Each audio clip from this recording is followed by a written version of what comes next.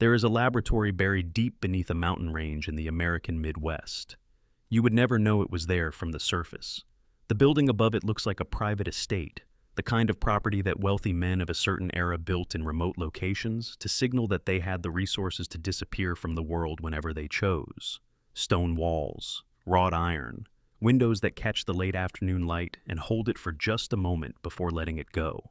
A place that looks like it belongs to someone who values their privacy so absolutely that they have constructed an entire geography of misdirection around it. Underneath that building, past locked doors and fluorescent corridors that hum at a frequency that feels slightly wrong, past containment chambers and biohazard seals and research terminals where the data sits in binders that will one day be the most damning evidence anyone has ever collected. Something sits inside a glass vial. It does not have a name yet. The scientists who created it are still in the early stages of naming it, still arguing about what to call something this fundamental. One of them believes what sits in that vial represents the future of human evolution, the key to a transformation that will lift the species out of the limitations of its current form and into something almost unimaginable. Another thinks it is simply a tool, a mechanism to be weaponized and sold to the highest bidder, because that is what tools are for. A third, the one who was present when it was first discovered in the field, sees it as a gift from the natural world, something ancient and powerful that had been waiting for the right minds to find it and understand its potential. They are all wrong about what it will actually do. They are all right about how significant it is. What sits inside that vial will eventually kill hundreds of thousands of people across multiple continents and 3 decades. It will reduce an entire American city to ash and bone. It will reach through the years with the persistence of something that does not know it is supposed to stop, finding new hosts and new purposes, transforming and adapting and appearing in new forms that its original creators could never have anticipated. It will touch generation after generation of people who never asked to be part of any of this, who did not sign up for anything, who were simply living their lives in cities and villages and research facilities when the machinery of other people's ambitions arrived at their doorstep. But right now, in this moment, in that underground laboratory with its hum and its sterile surfaces and its glass vials, it is just a discovery, just the beginning of something, just the point where the story starts. Get comfortable, turn down the lights. There is a lot of ground to cover, and there is no reason to rush through any of it. If you are watching this late at night, or early in the morning, or in that particular in-between time when sleep is close but not quite there, drop a comment below with where in the world you are and what time it is right now. It means something to know where these stories find people. And if this is the kind of deep, slow journey you come here for, subscribing means you will be here for the next one. Part 1. Before the Outbreak. The men who started everything, to really understand how a city of 100,000 people became a city of the Walking Dead. In the autumn of 1998, you have to go back much further than most people expect. You have to go back to the early 1960s, and you have to understand 3 men who shared a vision that was, in the way of many visions that end catastrophically, equal parts brilliant and catastrophically arrogant. Their names were Oswell Spencer, James Marcus, and Edward Ashford. Spencer came from the kind of British aristocracy that had been accumulating wealth and social position for so many generations that the act of accumulation had long ago stopped being about survival and become entirely about control. He grew up understanding that the world was a system of levers, and that access to those levers was the only thing that genuinely separated the people at the top from the people at the bottom. He was not cruel in the dramatic, cartoonish sense. He was something considerably more dangerous, a man of enormous intelligence and almost no genuine empathy, who had decided at some point in his childhood that his role in the world was to shape things, rather than to simply be shaped by them. He believed in hierarchies the way other people believe in physics, as an organizing principle of the universe that it would be naive to resist, rather than understand and exploit. James Marcus was a different kind of man entirely. He was a virologist of genuinely staggering ability, the kind of researcher who arrives at a discipline once in several generations and rewrites what everyone around him thought was possible. He lived inside his research the way some people live inside music or mathematics, with a completeness that left little room for the texture of ordinary human relationship. He was brilliant and somewhat unreadable to his colleagues, driven by a need to understand biological systems at the deepest possible level, to push past the limits of existing knowledge into territory that had no existing map. He collaborated when the resources other people controlled were necessary for his work. He was not interested in collaboration for its own sake. Edward Ashford represented yet another variation. British nobility, like Spencer, carrying the weight of a family name that had once been associated with genuine scientific achievement but had grown somewhat faded across the 20th century. His grandfather had been a significant figure in early genetics research. Ashford himself was capable without quite possessing the transcendent gift of Marcus, more administrator than pioneer, more institution builder than discoverer. What he genuinely cared about was the restoration of his family's diminished reputation. He wanted to matter in the way his ancestors had mattered, and he understood that the path to that kind of mattering ran through science rather than inheritance. The three met at university. They formed what they privately called a eugenic circle. This term requires historical context to understand properly. In the mid-20th century, eugenics was not fringe ideology. It had university departments and government funding and mainstream scientific advocates across multiple countries. The idea that humanity could and should be improved through deliberate genetic intervention was treated in many academic circles as a reasonable and even progressive position. Spencer, Marcus, and Ashford were not swimming against any tide. They were participants in a mainstream conversation. What set them apart was the ambition and specificity of their conclusions. They did not want to breed a better humanity over generations. They wanted to transform it directly, through biological agents that could rewrite the body's blueprint quickly and purposefully. They wanted to become the architects of what human beings would one day be, not in the distant evolutionary future, but in their own lifetimes, through their own laboratories and their own choices about what experiments were worth conducting. To do this, they needed a foundation, a naturally occurring virus with mutagenic properties that they could study completely and use as their starting point. They needed evidence that directed mutation was not just theoretically possible, but practically achievable in living organisms. They found it in West Africa. The Ndipaya were a tribal people who had lived for centuries in a region of deep forests surrounding an ancient cave system. The caves had an unusual ecological property. Somewhere in their depths, specific light conditions allowed a flower called the stairway to the sun to grow, a plant producing biological compounds found nowhere else in the known world. The Ndipaya had built their warrior culture around these flowers. Every young man seeking status within the tribe was required to enter the caves, find the flowers, and consume them as a rite of passage. The mortality rate was extraordinary. The majority of those who underwent this ritual died.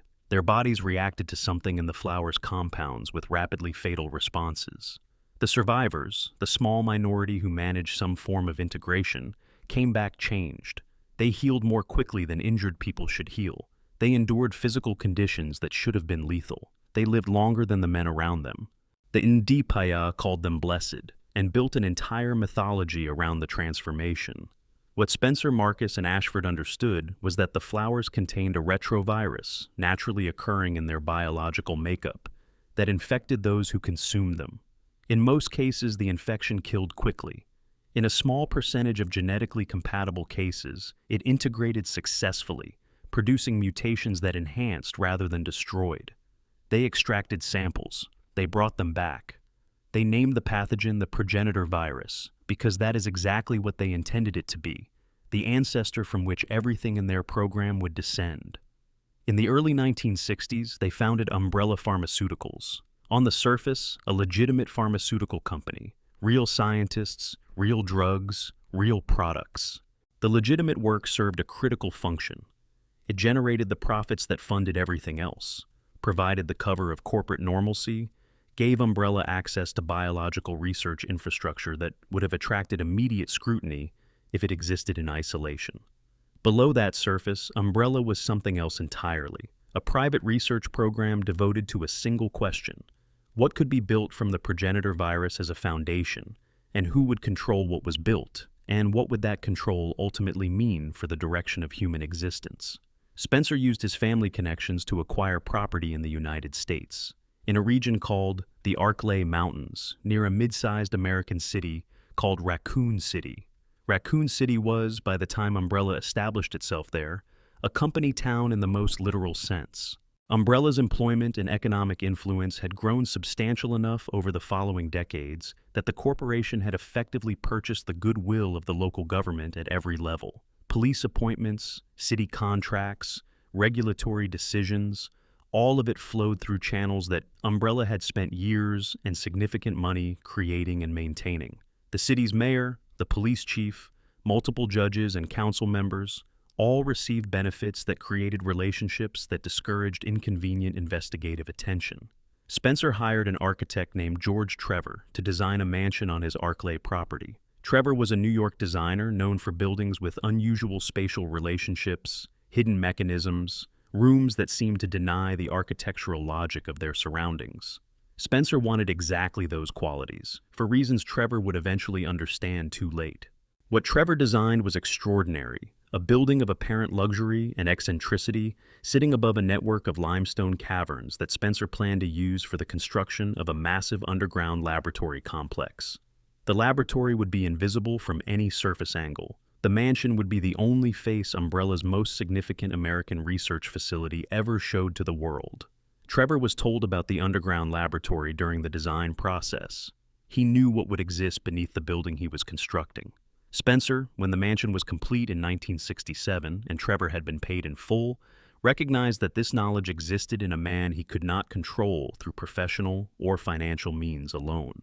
A man who knew the location and purpose of an underground illegal research facility was a liability with a specific expiration date. He invited George Trevor's entire family to the mansion to celebrate the completion.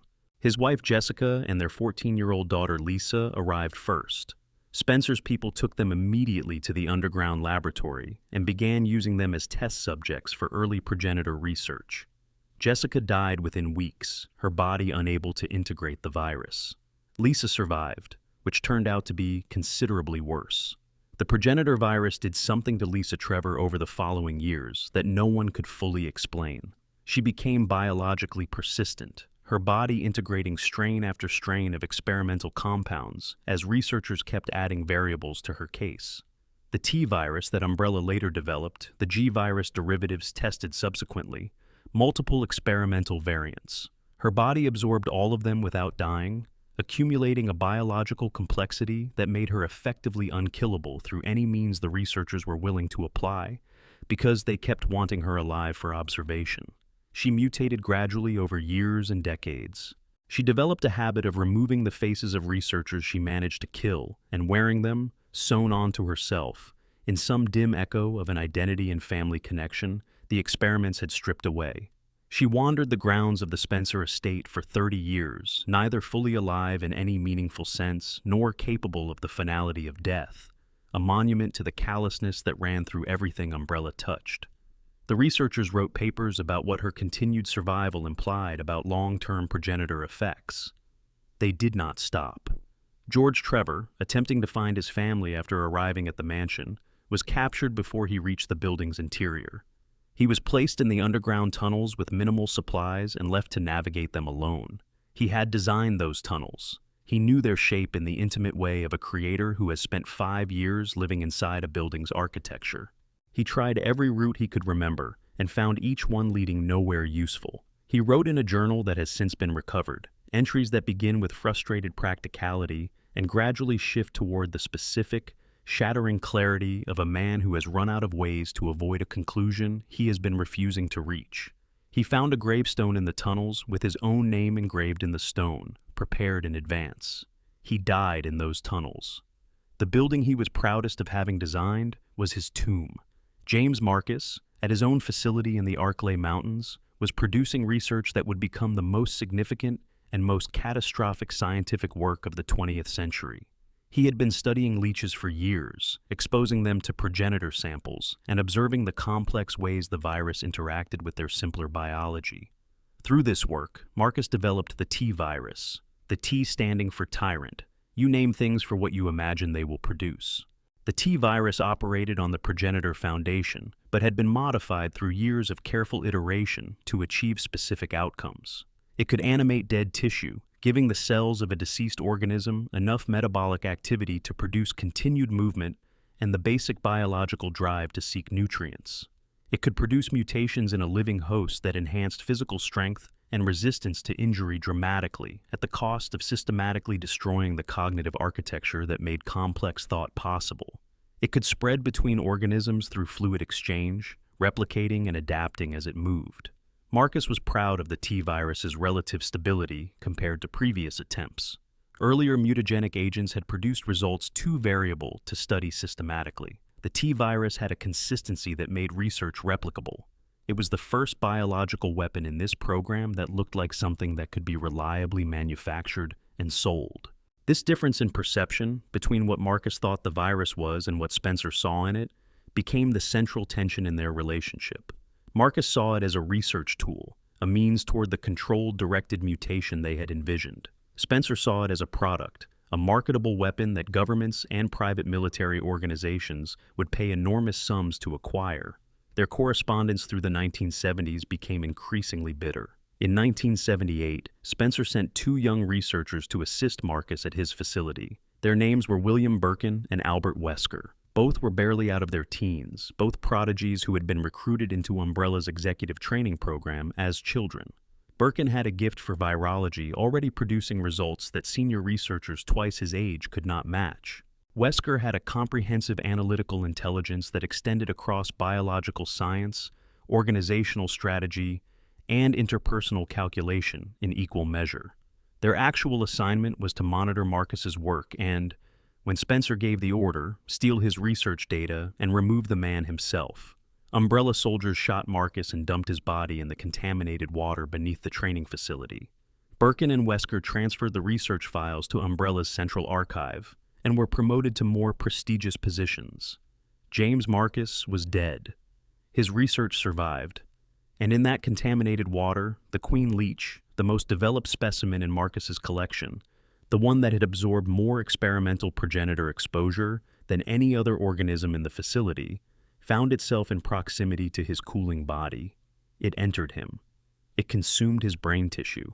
It absorbed his memories, his knowledge, his personality, his accumulated frustration with Spencer, his pride in his research, his resentment at its theft, all of it becoming part of the leech's own operational architecture. The creature that eventually rose from that water believed it was James Marcus. It had his memories with complete fidelity, experienced his emotions as genuinely its own. It waited. It grew stronger. It planned. Its moment would come in 1998. William Birkin, meanwhile, transferred to a new facility, Nest, an underground laboratory built directly beneath Raccoon City. He had been working for years on his own project derived from the T-virus, but aimed at significantly different ends. He called it the Golgotha virus, the G-virus, a name carrying its own weight of biblical significance. Where the T-virus was a blunt instrument, the G-virus was something Birkin conceptualized as more sophisticated in every respect. It could produce continuous evolutionary pressure in a host, forcing the body through successive cycles of mutation, each more extreme than the last. It was self-directed in a way the T-virus was not. A G-virus host was something that kept becoming something else, that used the physical stress of injury as fuel for further transformation, rather than simply accumulating damage. Birkin spent the better part of a decade on this work, pouring into it the prodigy intellect that Spencer had identified in him as a child, and the obsessive focus that had always made his personal relationships secondary to his professional identity.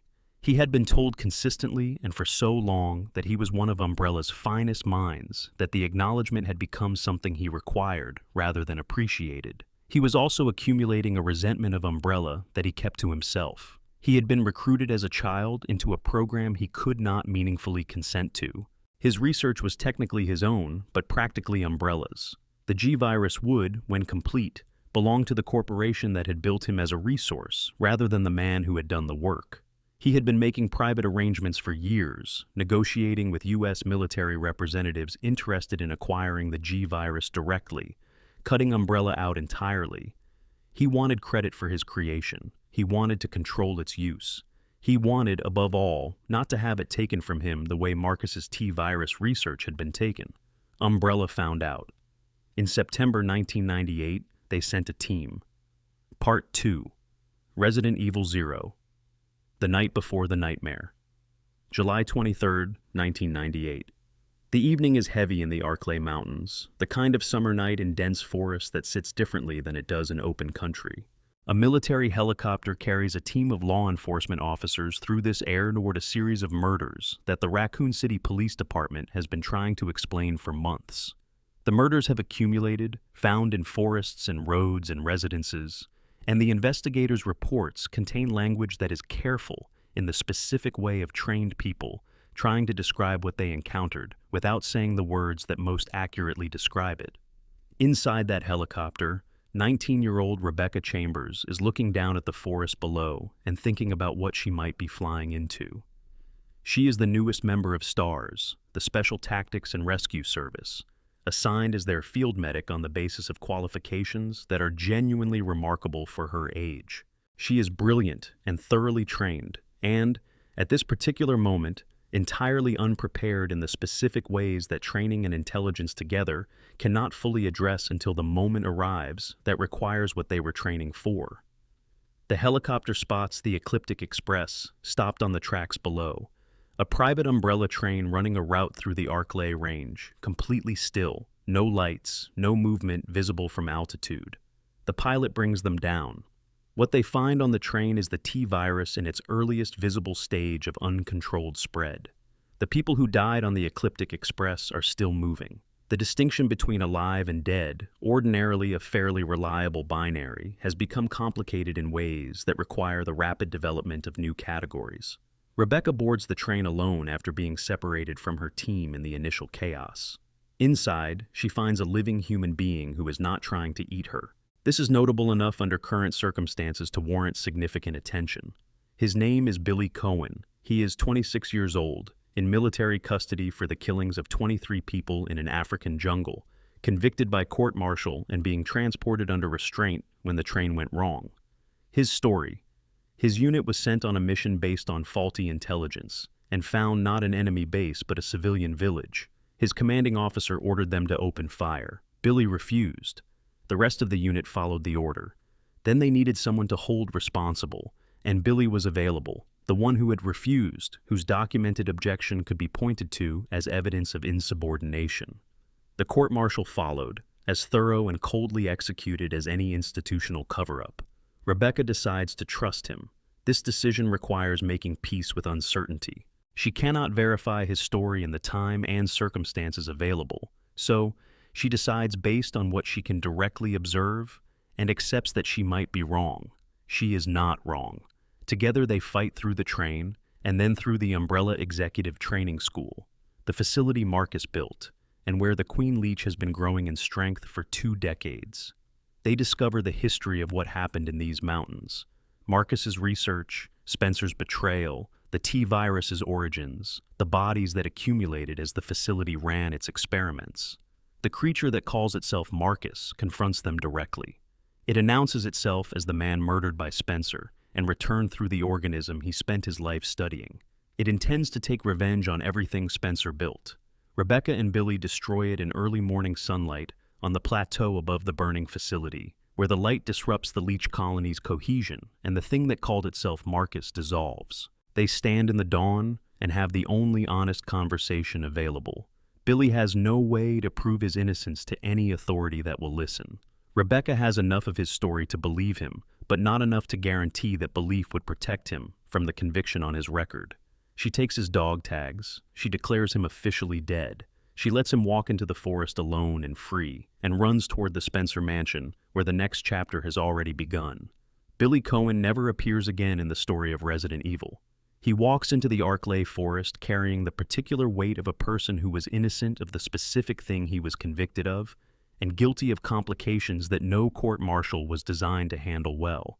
What he found in the years after this morning is a story this franchise chose not to tell. He simply goes into the trees and the morning light, and the camera follows something else. Part 3, Resident Evil 1, The Spencer Mansion. The sabotage of STARS, Bravo Team's helicopter, had been precise, performed by Alpha Team's own captain, Albert Wesker, in the minutes before the team departed. The helicopter developed mechanical problems over the forest and crashed in the Arklay region, near enough to the Spencer mansion for the survivors to investigate it and begin following the trail of what was actually happening there. This was exactly what Wesker wanted. He needed his team inside the mansion, investigating and being observed by the tyrant prototype, while he managed events from a position that would give him control of the outcome. On the evening of July 24th, 1998, Alpha Team arrived to follow up on the Bravo Team crash. They included Chris Redfield, former Air Force pilot, law enforcement officer, the kind of person who approaches dangerous situations with methodical calm because he learned early that adrenaline in excess of what the situation actually requires is a liability rather than a resource. They included Jill Valentine, one of the most technically capable field operatives STARS had ever recruited, who had a background combining formal training with the kind of adaptive practical intelligence that environments of genuine danger develop in the people who survive them. Barry Burton was there, experienced and steady, devoted to his family in the city, with an intensity that Wesker had identified as a lever, because devotion to specific people can be turned against itself in the right circumstances. The mansion was full of what the T-virus had made of Umbrella's research staff in the weeks since the lab's containment had failed. They moved without direction, sought contact with biological tissue out of a drive that was neither hunger in the conscious sense nor predation in the strategic sense, but something simpler and more absolute, the residual animation of tissue following the only imperative the virus had left it. Chris and Jill explored the building from different directions, each accumulating different pieces of the picture. They found research files documenting decades of work. The T-virus's development through iterations, the testing on animal subjects, the creation of chimeric organisms combining genetic material from different species in ways natural, evolutionary processes would never have arrived at. They found the history of Lisa Trevor, laid out in the bureaucratic language of a research program that had been running for 30 years. The flat clinical tone made it more disturbing rather than less. Clinical language creates distance from the subject, and the subject here was a 14-year-old girl who had been in this underground laboratory for 3 decades. They found Lisa herself, still wandering the grounds, still wearing those masks made from the faces of dead researchers, still reaching toward anything that approached with a longing that had no direction, because the family she was searching for had been gone for 30 years, and she did not have the cognitive architecture remaining to fully understand why the searching never resolved. She was frightening, in the way that grief expressed without any remaining possibility of resolution is frightening, because there is nothing to negotiate with, nothing that would close it. Albert Wesker watched all of this. He knew the building completely, had been here before as a young researcher. He tracked their progress, managed the tyrant's timing, positioned himself for the transformation he had prepared for this night. The T-002 tyrant was what happened when the T-virus was applied to a human host, selected for specific genetic compatibility, and the mutation process managed with extraordinary precision over an extended period. Something enormous, physically capable beyond any human measurement, virtually immune to conventional injury, capable of following operational directives without the cognitive complexity the virus had consumed. A weapon in the most direct sense. Wesker allowed it to attack him. He needed a catalytic death and resurrection to drive the progenitor variant's transformation to completion. The tyrant promoted it. Chris and Jill defeated the tyrant on the mansion's rooftop with a rocket launcher that arrived from the extraction helicopter called in by Barry, who had gotten outside and was trying to hold the situation together from beyond the burning perimeter. Below them, Wesker's body was already transforming in the laboratory. By the time the helicopter lifted off the roof, he was standing again. Different. The eyes most visibly changed. The capabilities something he would spend years exploring and documenting in the privacy of his new existence. Chris, Jill, Barry, and Rebecca escaped. The Spencer mansion collapsed into fire behind them. They had evidence. Decades of documentation, the kind of institutional record that should have resulted in Umbrella's immediate collapse and the prosecution of everyone responsible. None of it was enough. The investigation was suppressed. STARS was dissolved. The city government did what it had been cultivated to do when Umbrella's interests required protection. Chris went to Europe to pursue the truth through channels that were not compromised the same way Raccoon City's were. Jill stayed closer, watching and accumulating, knowing that running was not the same thing as resolving. 2 months later, what had been building beneath Raccoon City for decades reached the surface. Part 4. Raccoon City. The night the world changed. September 28, 1998. The day before Leon Kennedy was supposed to start his first day of work. He arrived one day late because of a personal situation he had been dealing with, a fact that placed him at the city's outskirts instead of inside it when the first wave became visible on the 29th. He drove toward the city along a highway that should have been busy and found it wrong in ways the mind registers before the vocabulary to describe them is available. Then he stopped at a gas station, and the vocabulary became unnecessary because what was happening was directly in front of him. Claire Redfield had driven to Raccoon City looking for Chris. She had heard from sources she trusted that he had been out of contact for longer than was comfortable, and she had come to find him. She found instead what Leon found, a city that had already, in most essential respects, stopped being a city. They met at the gas station and decided to head for the police department together because it was the most rational available option in an irrational situation. They were separated almost immediately after by a tanker truck collision that destroyed their vehicle and pushed them in different directions through streets increasingly occupied by the T-virus's consequences. The T-virus had reached Raccoon City through multiple vectors simultaneously. A containment breach at Nest had involved the facility's connection to the city's water supply and a population of urban rats moving through infrastructure that no quarantine plan can fully account for. The infection had been progressing for days before anyone outside the areas it had already consumed fully understood what was happening. By the 29th, the progression had reached the point where understanding came too late for most purposes. The Raccoon City Police Department occupied a former art museum that had been incompletely converted to its current function, retaining the labyrinthine quality of a building designed around aesthetic experience rather than operational efficiency. This quality had felt like protection to the officers and civilians who sheltered there as the city outside deteriorated. In the days since, it had become more trap than refuge. Lieutenant Marvin Branagh had been bitten and was managing the infection's progression with the discipline of someone who has made a clear-eyed assessment of his situation and decided to be useful for whatever time remains. He briefed Leon on what he knew, in the precise language of someone not interested in softening information that will be needed at full strength.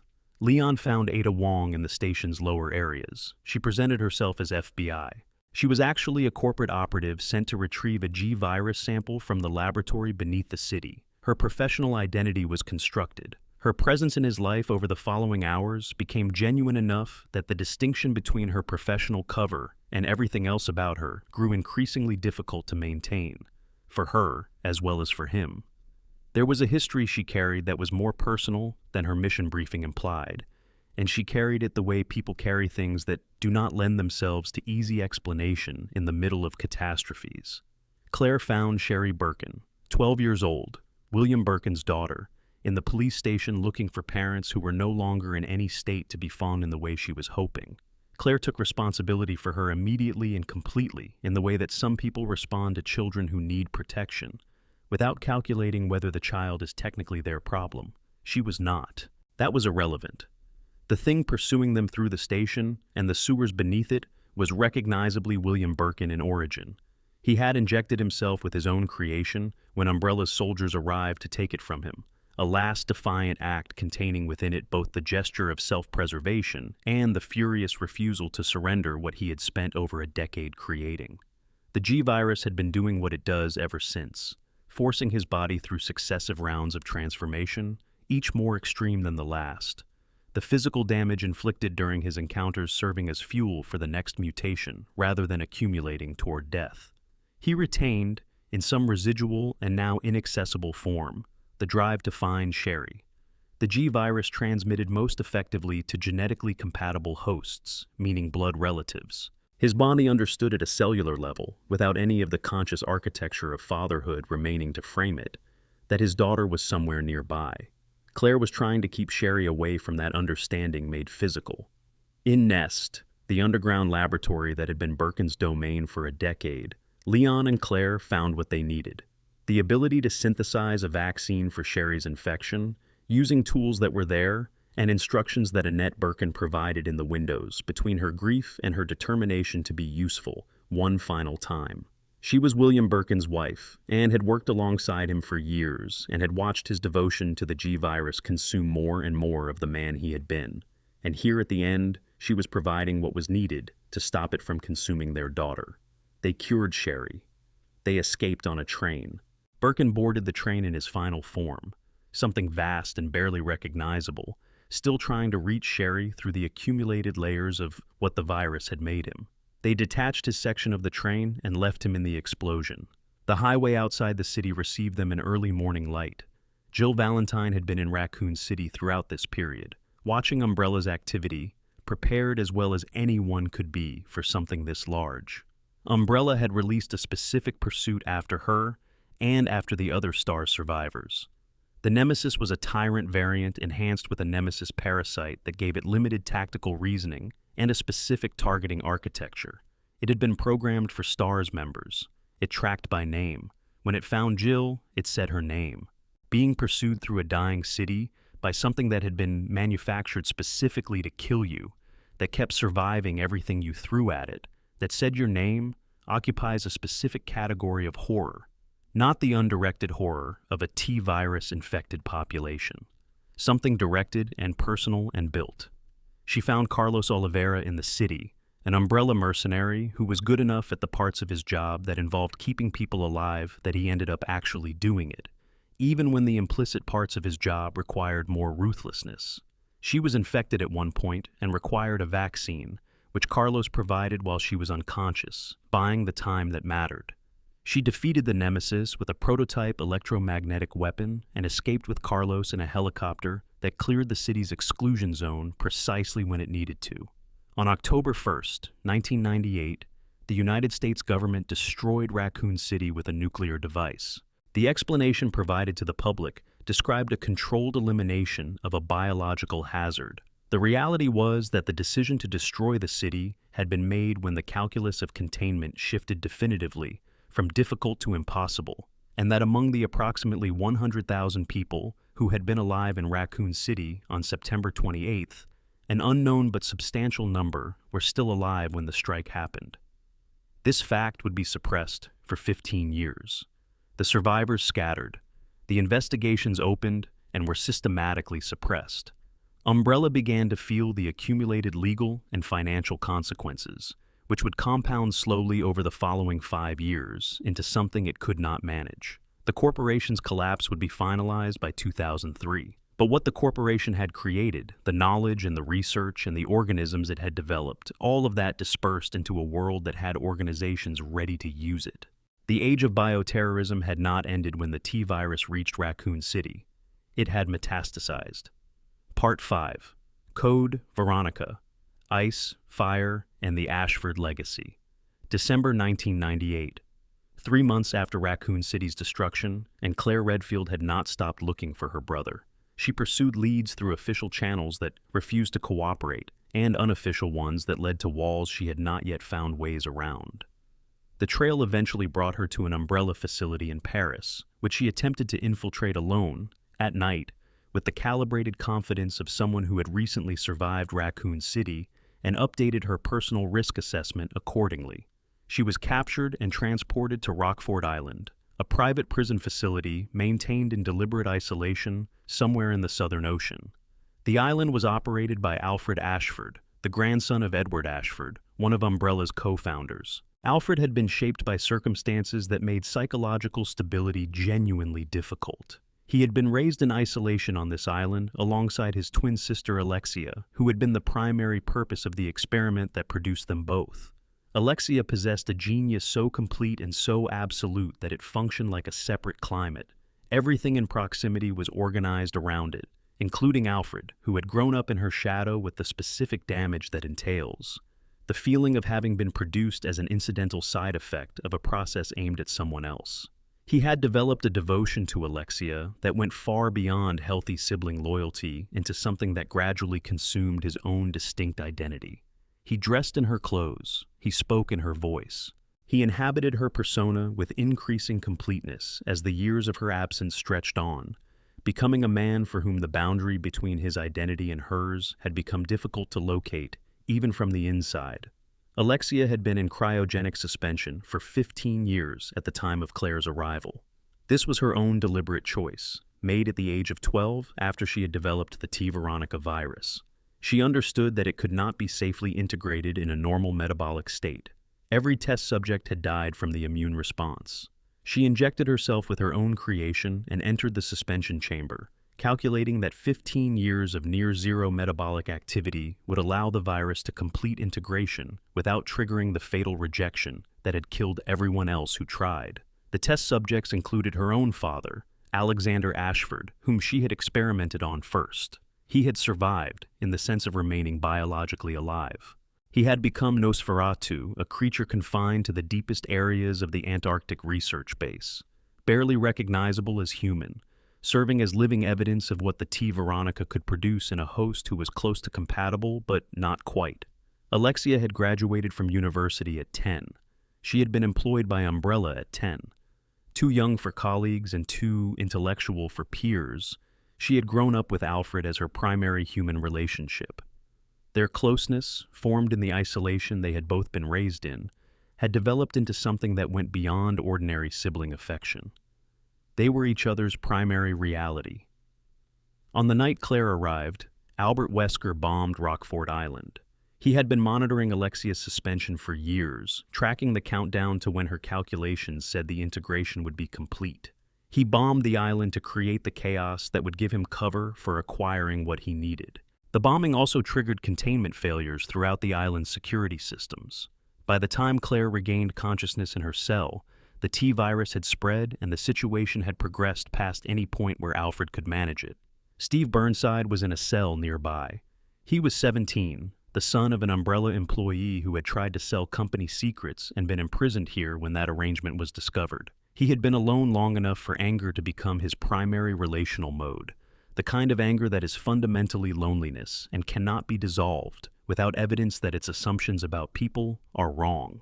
Claire and Steve escaped the island and, through Alfred's last desperate intervention in their escape route, arrived in Antarctica. The Antarctic base was another piece of the Ashford legacy, built to house research operations and the suspension chamber where Alexia waited out her 15 years. Alexia woke. Alfred was dying beside her, his last act having been to initiate the revival sequence. She held his body and turned toward the world she had been absent from for 15 years, carrying capabilities she had spent those 15 years developing. The T. veronica had integrated. She could generate biological fire through compounds in her blood. She could influence insect colonies her virus had given her access to, coordinating their actions through mechanisms with no equivalent in documented biology. She could transform her own body through deliberate mutation in ways that made her one of the most physically extraordinary beings in the story's history to this point. Steve was captured and injected with a T. veronica derivative by Alexia. The virus took differently in him than it had in Alexander, giving him windows of enhanced physicality before the full mutation progressed. He used one of those windows. He turned on Alexia in the moments when he was himself enough to choose. She wounded him mortally. He died telling Claire he loved her. He was 17 years old and had spent most of their time together being as impenetrable as possible, for reasons entirely comprehensible once you understood what he had been through and how long he had been through it alone. Wesker retrieved the body. He had plans for the T. veronica DNA that Steve's tissue contained. Chris fought Alexia through multiple evolved forms, each defeat producing a new transformation more extreme than the previous one. He destroyed her with the linear launcher, a prototype weapon Alexander had designed in anticipatory horror at what his daughter might eventually become. The weapon used concentrated plasma, and it was the only thing that worked on what Alexia had made herself into. Chris and Claire escaped the Antarctic base as it burned behind them. By 2003, Umbrella officially dissolved under the accumulated legal and financial consequences of what had happened since 1998. The research survived. The people who had conducted it survived. Everything Umbrella had built and documented over 40 years dispersed into a world that had organizations ready to use it. The viruses, the parasites, the procedural knowledge about how to construct bioweapons from naturally occurring foundations. All of it moved into black markets and private programs and ideologically motivated successor organizations. The age of bioterrorism had metastasized. Part 6. Resident Evil 4. The Village in Spain. Leon S. Kennedy, by 2004, was not the person who had driven into Raccoon City late for his first day of work in 1998. That person had been competent and prepared in the formal sense, but had not yet been tested by the specific things that testing by those things changes in a person permanently.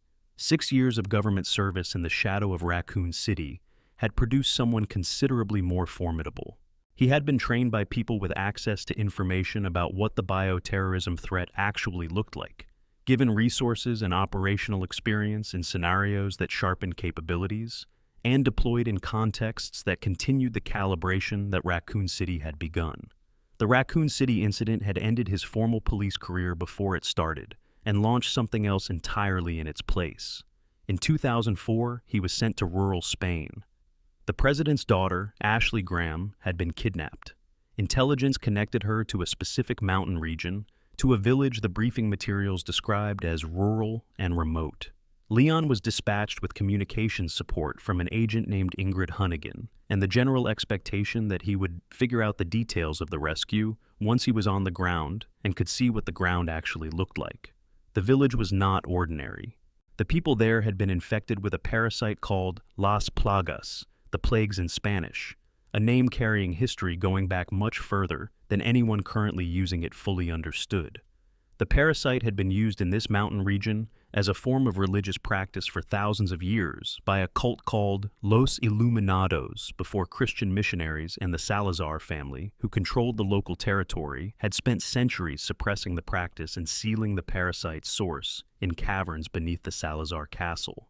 The modern Los Iluminados was led by a man named Osmond Sadler, who combined religious conviction with practical bioweapon engineering in a way that made him significantly more dangerous than either quality alone would suggest. He had used contemporary genetic techniques to revive the dormant organisms, enhance their capabilities significantly beyond their natural properties, and distribute them through the village population. The infected villagers, called ganados, retained substantially more cognitive function than T-virus-infected individuals. They could coordinate tactics, use weapons, respond to changing situations with adaptive intelligence. They had the quality of people who were doing what they were doing rather than beings done to, directed, purposeful, capable of basic strategy. This made them more dangerous in the practical sense, less like a natural disaster, and more like a military problem, requiring tactical response rather than escape and survival.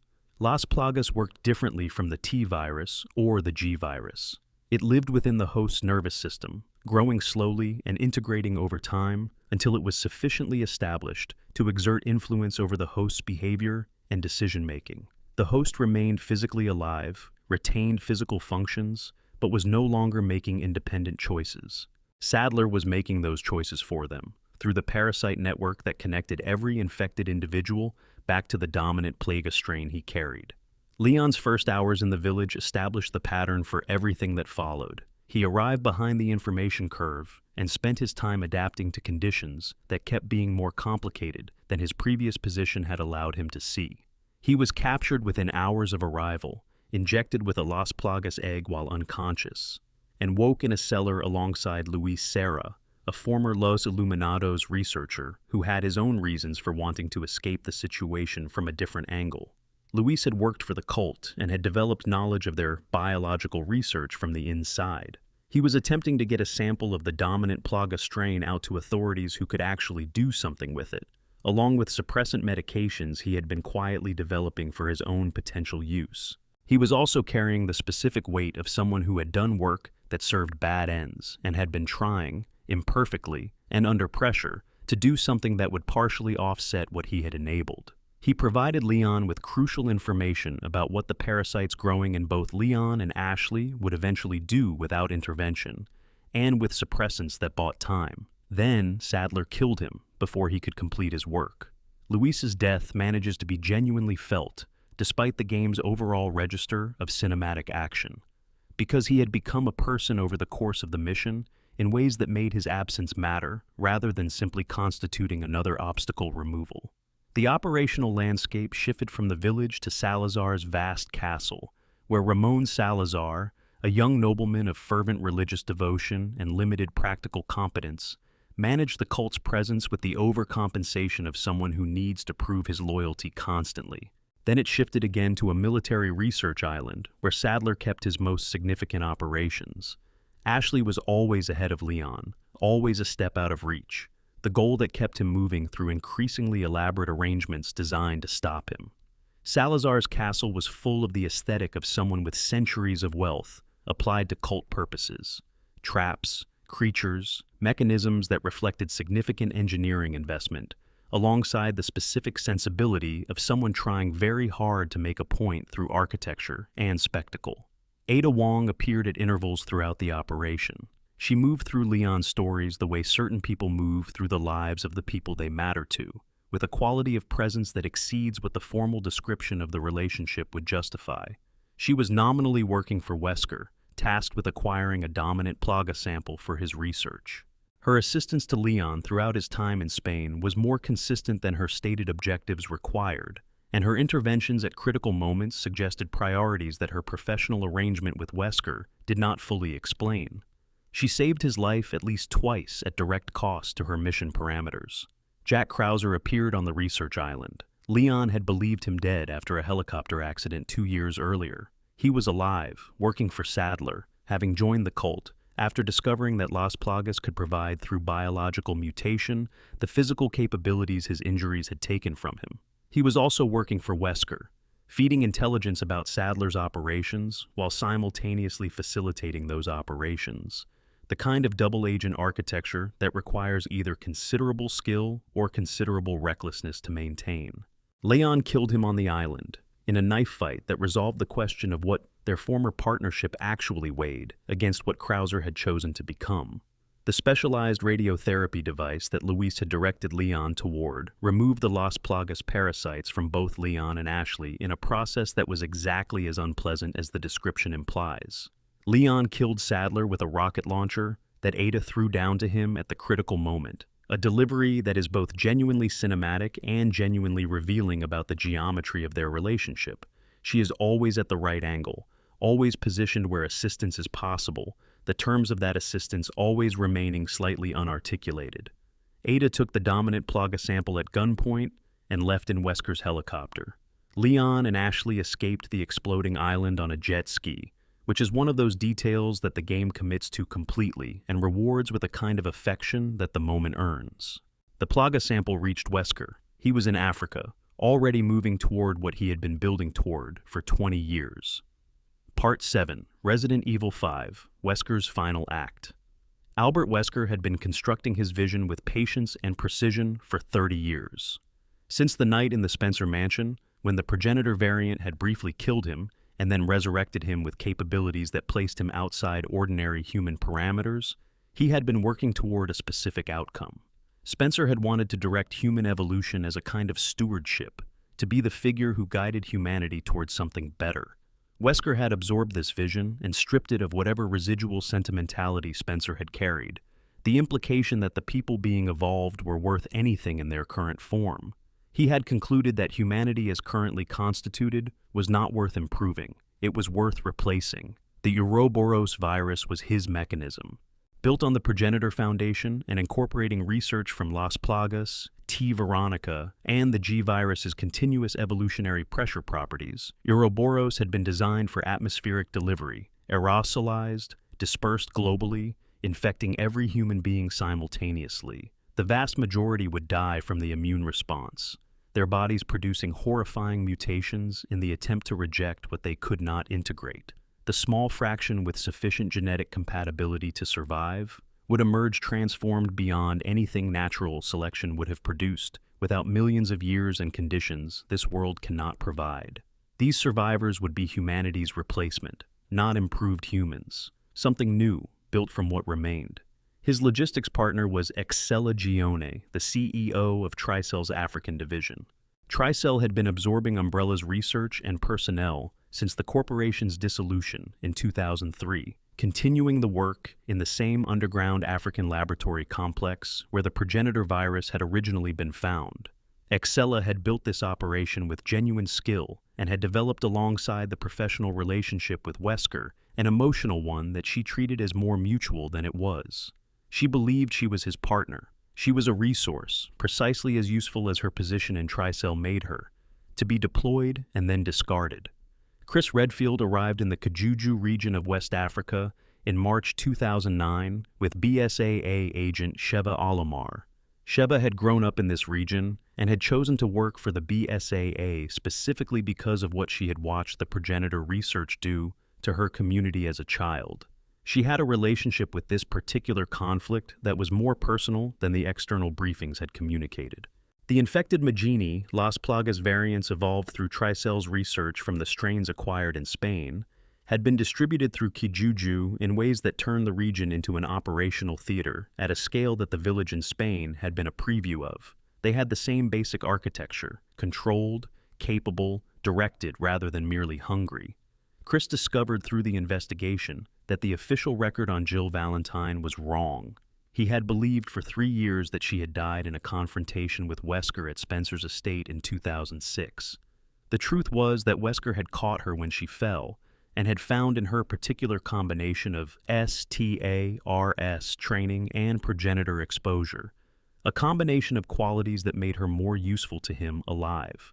He had kept her, with a device attached to her chest that suppressed her will and amplified the virus in her system, turning her into a controlled asset with capabilities beyond ordinary human limits. She appeared in Kajuju as a white-suited figure moving with the specific precision of her own training applied entirely against the people who had trained alongside her, fighting Chris and Sheva without speaking anything that was her own.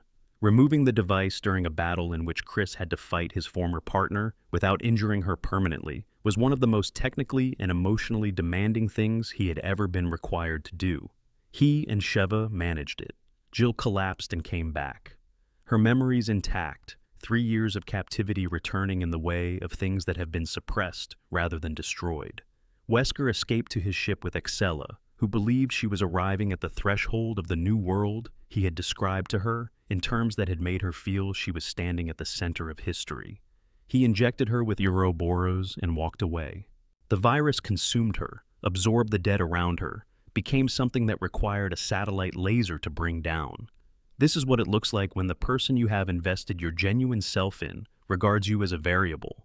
Chris and Sheva tracked Wesker to his bomber, which had been headed toward a populated region for atmospheric dispersal.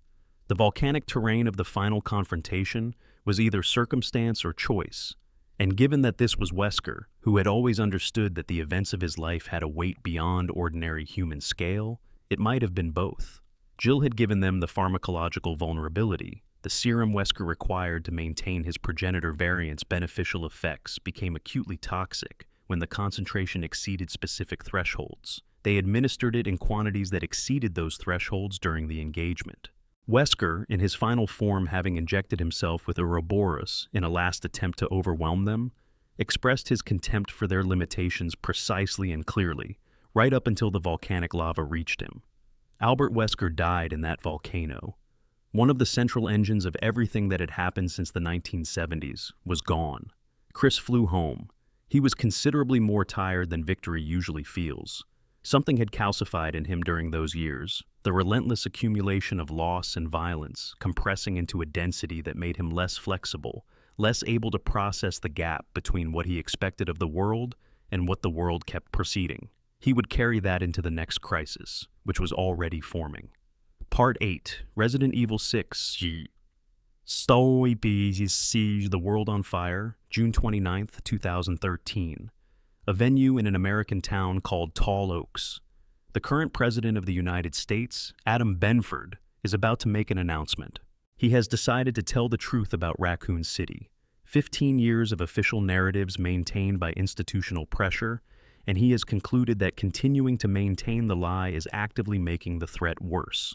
The bioterrorism situation had continued developing in the decades since Raccoon City, proliferating in exactly the ways that City had demonstrated were possible, and he believed the public could not adequately respond to a threat they were not permitted to understand.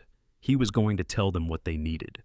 Leon Kennedy was standing beside him when the attack started. The C-virus moved through the venue with brutal efficiency, more aggressive in its transmission profile than previous bioweapon strains. The infected it produced, the Javo, were a significant evolution beyond previous types. They retained enough cognitive function to coordinate tactics and use weapons.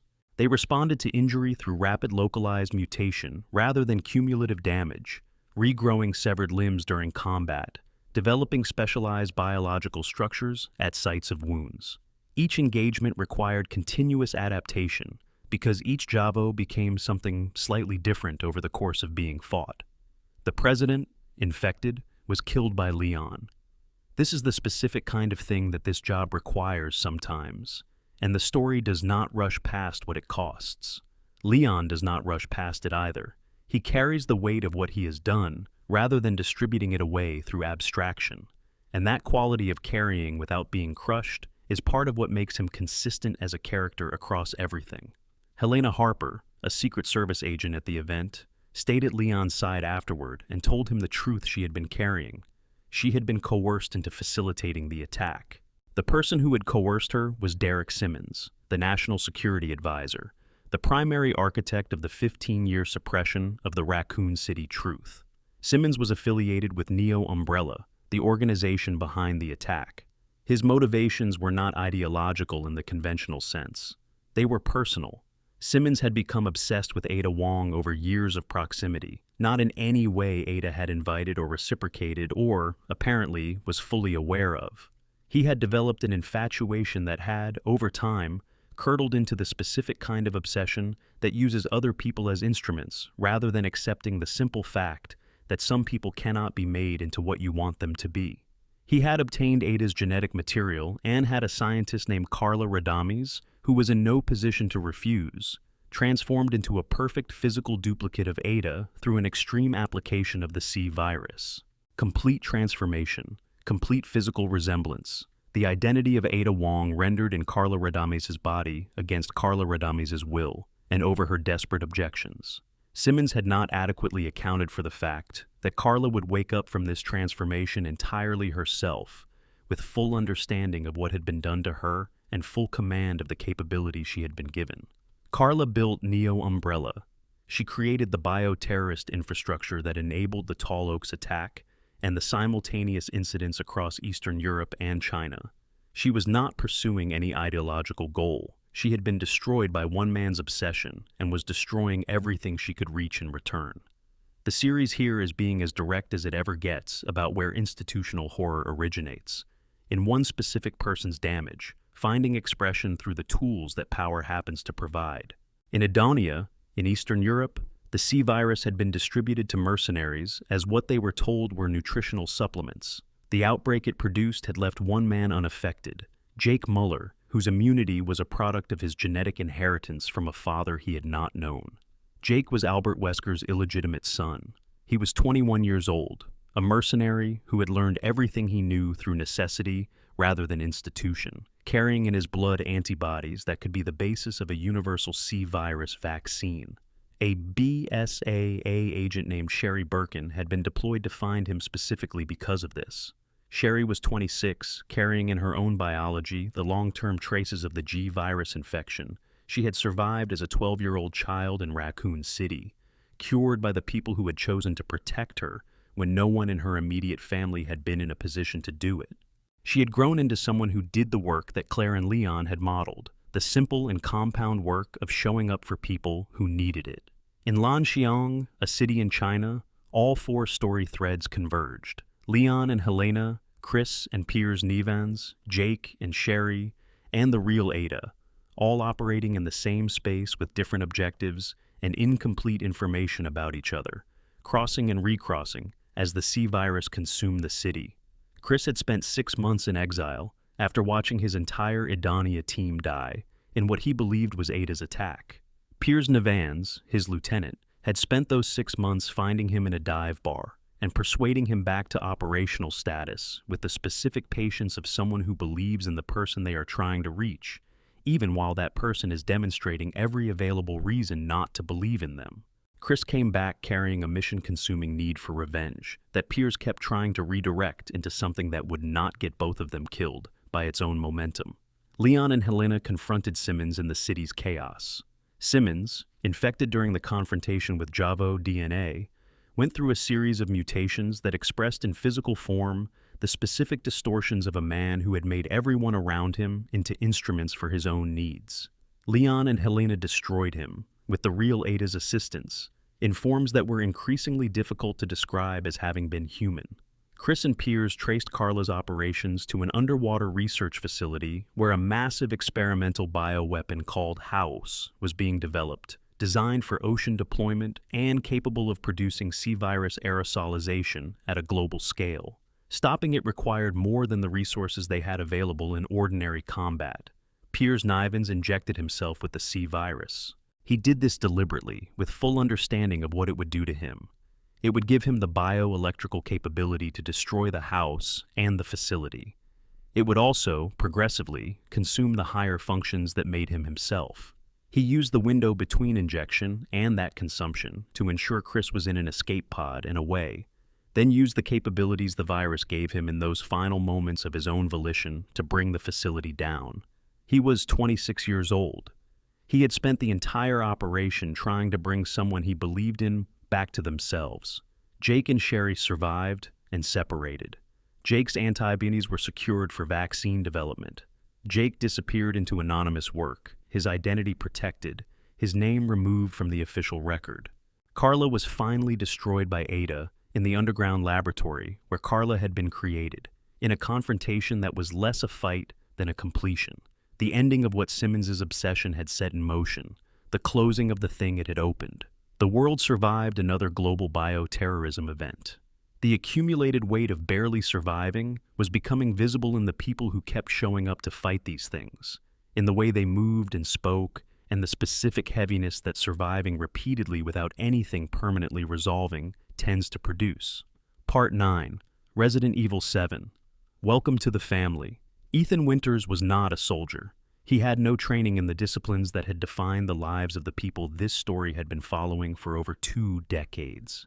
He was a systems engineer whose professional expertise involved understanding how complex systems functioned and failed and could be maintained or repaired. He had a life that was ordinary in the best possible sense: a job, an apartment, a marriage to a woman named Mia, a future pointing toward normal things that people not caught in the machinery of catastrophes point toward. Mia had been missing for 3 years. She had gone on an overseas business trip for the trading company she worked for. The circumstances had involved complications, and she had not come back. The official information had been minimal. The ship she was on had been lost. The incident had been classified, and the information Ethan was entitled to as her husband had proven insufficient to build any firm conclusion on, too sparse to grieve fully and not solid enough to sustain hope. In July 2017, he received a video message from her. She was alive. She was in Dulvey Parish, Louisiana, at a property belonging to a family called the Bakers. She told him, clearly and with what seemed like genuine urgency, not to come. He drove to Louisiana. The Baker farmhouse complex sat in bayou country at the end of a dirt road that dead-ended at a property looking, in the gathering evening light, like something the surrounding landscape had been slowly reclaiming. Not abandoned, exactly. Just less maintained than a property with residents should be. The trees and vines and Louisiana humidity pressing in at the edges in ways that suggested the people living there had other priorities than upkeep. He found Mia in the basement of the guest house. She was confused, her memory operating with gaps that made the reunion incomplete. She warned him they needed to leave before Daddy found them. He did not fully understand what this meant until Jack Baker arrived. Jack Baker was the patriarch of the family, a man in his late 50s who absorbed injuries with the patient indifference of something no longer fully tracking the significance of physical damage in the way living things ordinarily track it. He pursued Ethan through the property with the methodical quality of a man who knows the terrain completely and does not feel urgency the way his prey does. He was frightening in the specific way that something unstoppable is frightening, not theatrical, not dramatic, simply present and persistent. He killed Ethan in the guest house, crushed his skull, clinical death by any standard measure. The mold reached Ethan's body within minutes. It had saturated the Baker property for 3 years, spreading through the walls and floors and air of the estate from the small figure in the wheelchair that the Baker family called Grandma and treated as a sacred presence. The mold did what it had been doing in that estate for 3 years and what its source organism had been doing for thousands of years in the mountains of Eastern Europe. It consumed organic material and in doing so, preserved the pattern. It copied the dying neural architecture with the fidelity of a process that had been performing this operation for geological time. It stood the body back up and restarted the process. Ethan woke up believing he had been knocked unconscious. He would continue believing this for the next 4 years. The Baker family had been ordinary before Evelyn, and the story takes time to establish this because it matters. Jack had been a veteran, a man of discipline and routine who helped strangers because that was who he was. Marguerite had been known as generous in the specific ways of rural neighborliness. Lucas had been difficult, carrying the friction of a complicated adolescence. Zoe was the youngest and sharpest, with plans that would take her somewhere beyond the property she had grown up on. In October 2014, a ship had wrecked in the bayou near their property. Jack Baker had gone to help, because that was the kind of man he was. He found 2 survivors, a young woman and a 10-year-old girl. The young woman was Mia Winters. She had been working for an organization called The Connections, a bioweapons development and trafficking group operating in the margins of the post-umbrella world. Her cover story, the one she had presented to Ethan throughout their marriage, was that she worked as a translator for a legitimate trading company. The actual work had been classified and considerably more dangerous. She had been assigned as a caretaker and handler for Evelyn, escorting her by sea on a transport operation to a delivery point in Central America. The 10-year-old girl was Evelyn. She was not 10 years old. She had been engineered to appear and develop as a child, because a child is less threatening in deployment scenarios and harder to identify as a threat in contexts where adults attract scrutiny. Her body was designed to age rapidly without the maintenance drugs her handlers were supposed to provide regularly, which meant that in their absence she would progress through decades of aging in years. Evelyn was a psychotropic bioweapon. She produced a modified fungal compound called the mold in her own body and could deploy it through direct contact or environmental dispersal. The mold allowed her to access the neurological function of those it infected, creating a form of influence that the infected experienced not as external control, but as genuine feeling. She could make people love her, in the sense that the overwhelming compulsion to protect and obey that the mold produced was indistinguishable from love to the person experiencing it. What she wanted was a family, not because she had been programmed to want this, because she was a conscious being raised in isolation, subjected to experimentation, denied any relationship not structured around her usefulness as a weapon. She wanted what any conscious being raised in those conditions would want: people who were specifically hers, a context in which she was the center of genuine care, rather than a research parameter or a deployment asset. The transport ship had been caught in a hurricane. Evelyn had become destabilized and had begun infecting the crew. Mia had tried to contain the situation and been infected herself in the attempt. The ship wrecked in Louisiana. Jack Baker had found them and brought them home, because that was who he had been. Evelyn infected the Bakers within hours. 3 years of isolation and Evelyn's mold had compressed what the Baker family had been into something barely recognizable as its origin. Jack moved through the estate with purposes that were Evelyn's expressed through his body. Marguerite tended the old house section of the property, developing through the mold's influence a relationship with the insects there that went well beyond ordinary biology. Lucas had been given a serum by the Connections that freed him from Evelyn's direct control in exchange for providing observational data about her development. He was using his freedom to indulge impulses that his former self's social context had kept managed. Zoe had maintained herself through unclear means. She had been watching her family become what it had become, and had been trying for years to find a way out she could not reach alone. When Ethan arrived, she contacted him through the estate's phone systems and tried to give him what he needed to survive. Ethan navigated the estate's horrors through a very long night. He survived Jack in the garage and the spaces below it. He moved through Marguerite's territory in the old house, where the mold had grown architectural, covering walls and floors and formations suggesting something between decoration and consumption. He survived Lucas's elaborate trap systems in the salt mine, built with the sadistic playfulness of someone who has been given both freedom to act on his worst impulses and the intelligence to make those impulses elaborate. In the Connections' hidden laboratory in the salt mine, Ethan found the tools to synthesize a toxin specific to Evelyn's biology. He made it. He returned to the main house. In the attic, he found her, not the vision of a 10-year-old child she had been projecting to her infected family for 3 years. The physical reality, an old woman in a wheelchair, white-haired and deeply wrinkled, her body having progressed through decades of aging in the 3 years since she had escaped the handlers supposed to prevent it. She was crying. She was calling him and Mia her family. She was dying, had been dying for years, carrying in one body the emotional development of a child who had never been given what children need, and the physical deterioration of an elderly woman. He injected her with the toxin. Her control broke. Her body expressed what the mold had always been doing within her, the mutation accelerating into something vast and transforming. Chris Redfield arrived with Blue Umbrella's forces. They helped Ethan destroy Evelyn's final form. They extracted Ethan and Mia. They cleaned up what remained. Ethan and Mia went into BSAA witness protection in Eastern Europe. They had a daughter. They named her Rosemary.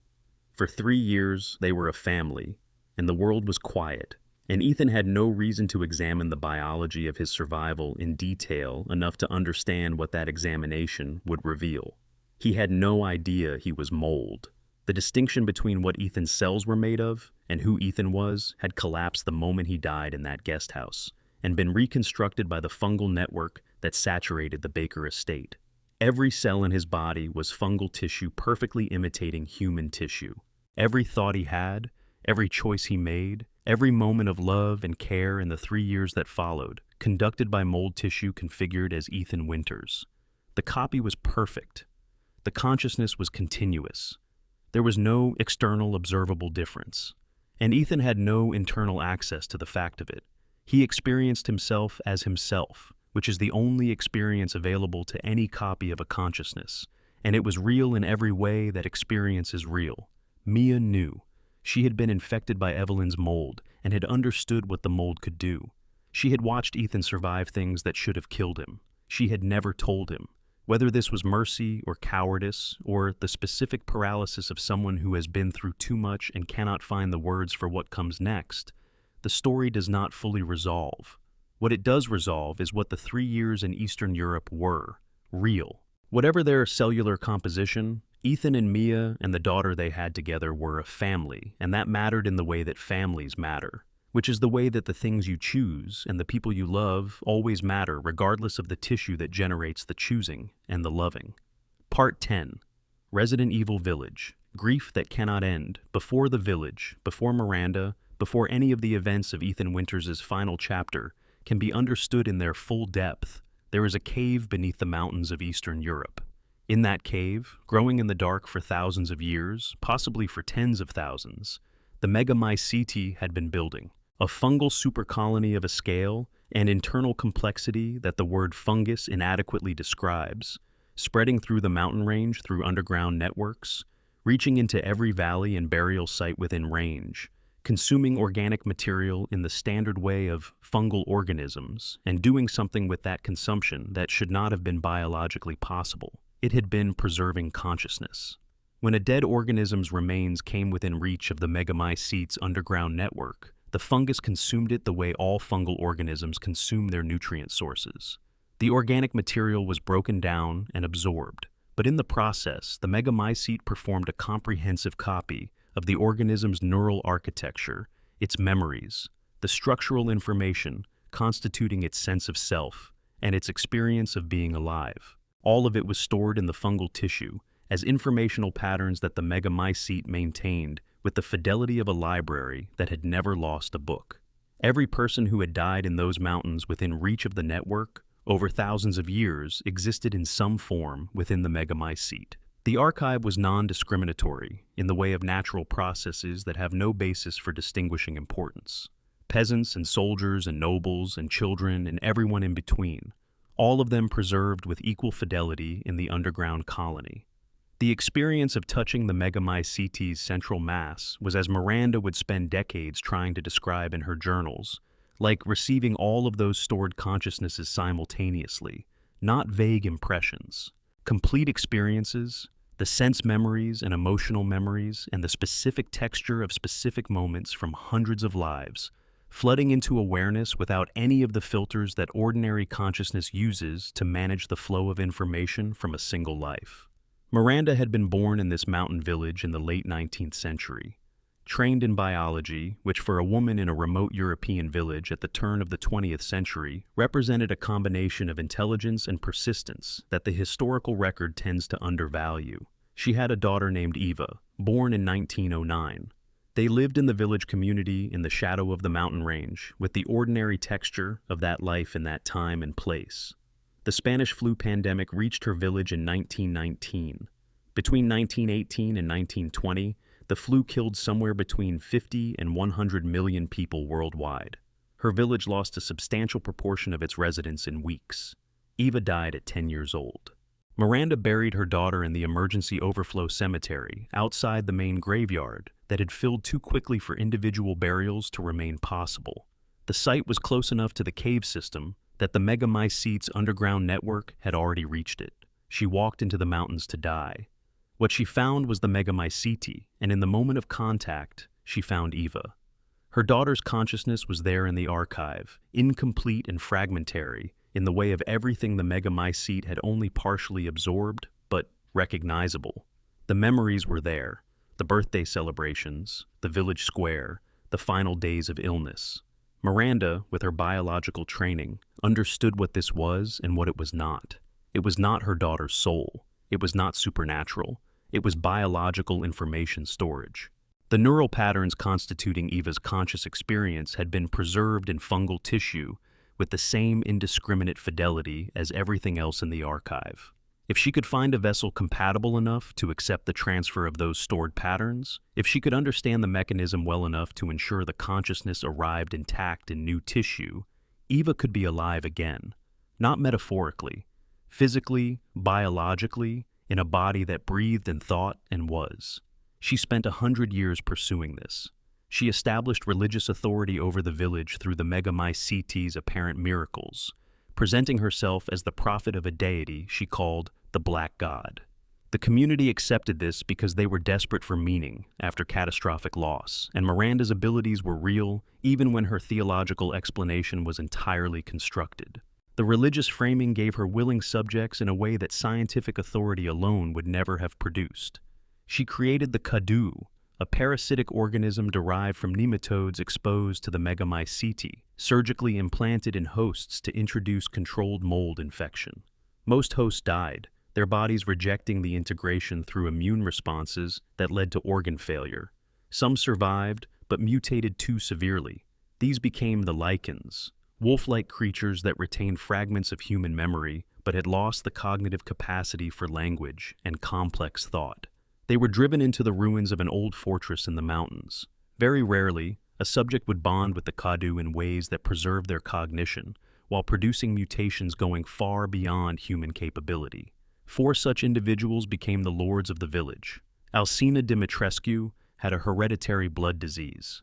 The Kadu worsened it catastrophically, creating a dependency on fresh human blood, while simultaneously granting regeneration and the continuous growth that made her 9 feet and 6 inches tall.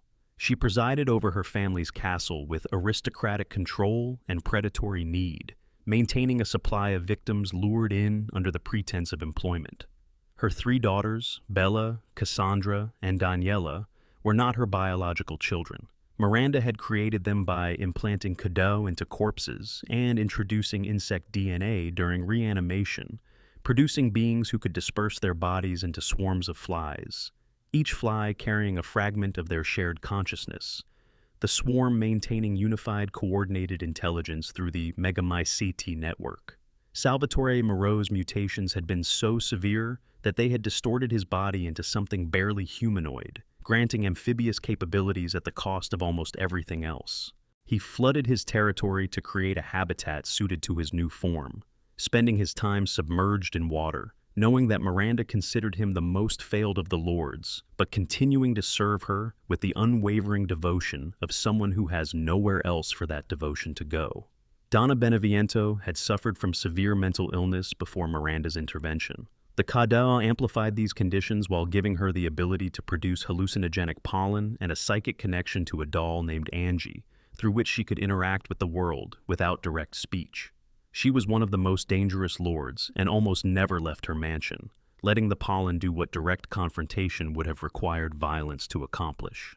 Carl Heisenberg had developed electromagnetic capabilities, organs that generated fields strong enough to manipulate metal at significant distances, levitate himself, and animate the corpses he fitted with mechanical components to create his Soldat army. He saw Miranda with clear eyes and understood exactly what she had made of all of them and what would happen when she no longer needed them. He was building his army for the moment he decided he had waited long enough. None of them were suitable vessels for Eva. 100 years of experimentation had produced powerful but incompatible failures. Miranda needed something that had never existed before. A child born to two fully mold-integrated parents, inheriting pure fungal cellular architecture from conception, compatible with the megamycete at the most fundamental biological level. That child was Rosemary Winters. Rose had been conceived by two parents who were both, at a cellular level, megamycete fungus wearing human form. Ethan's death and resurrection in the Baker guest house had replaced every human cell in his body with a perfect fungal imitation.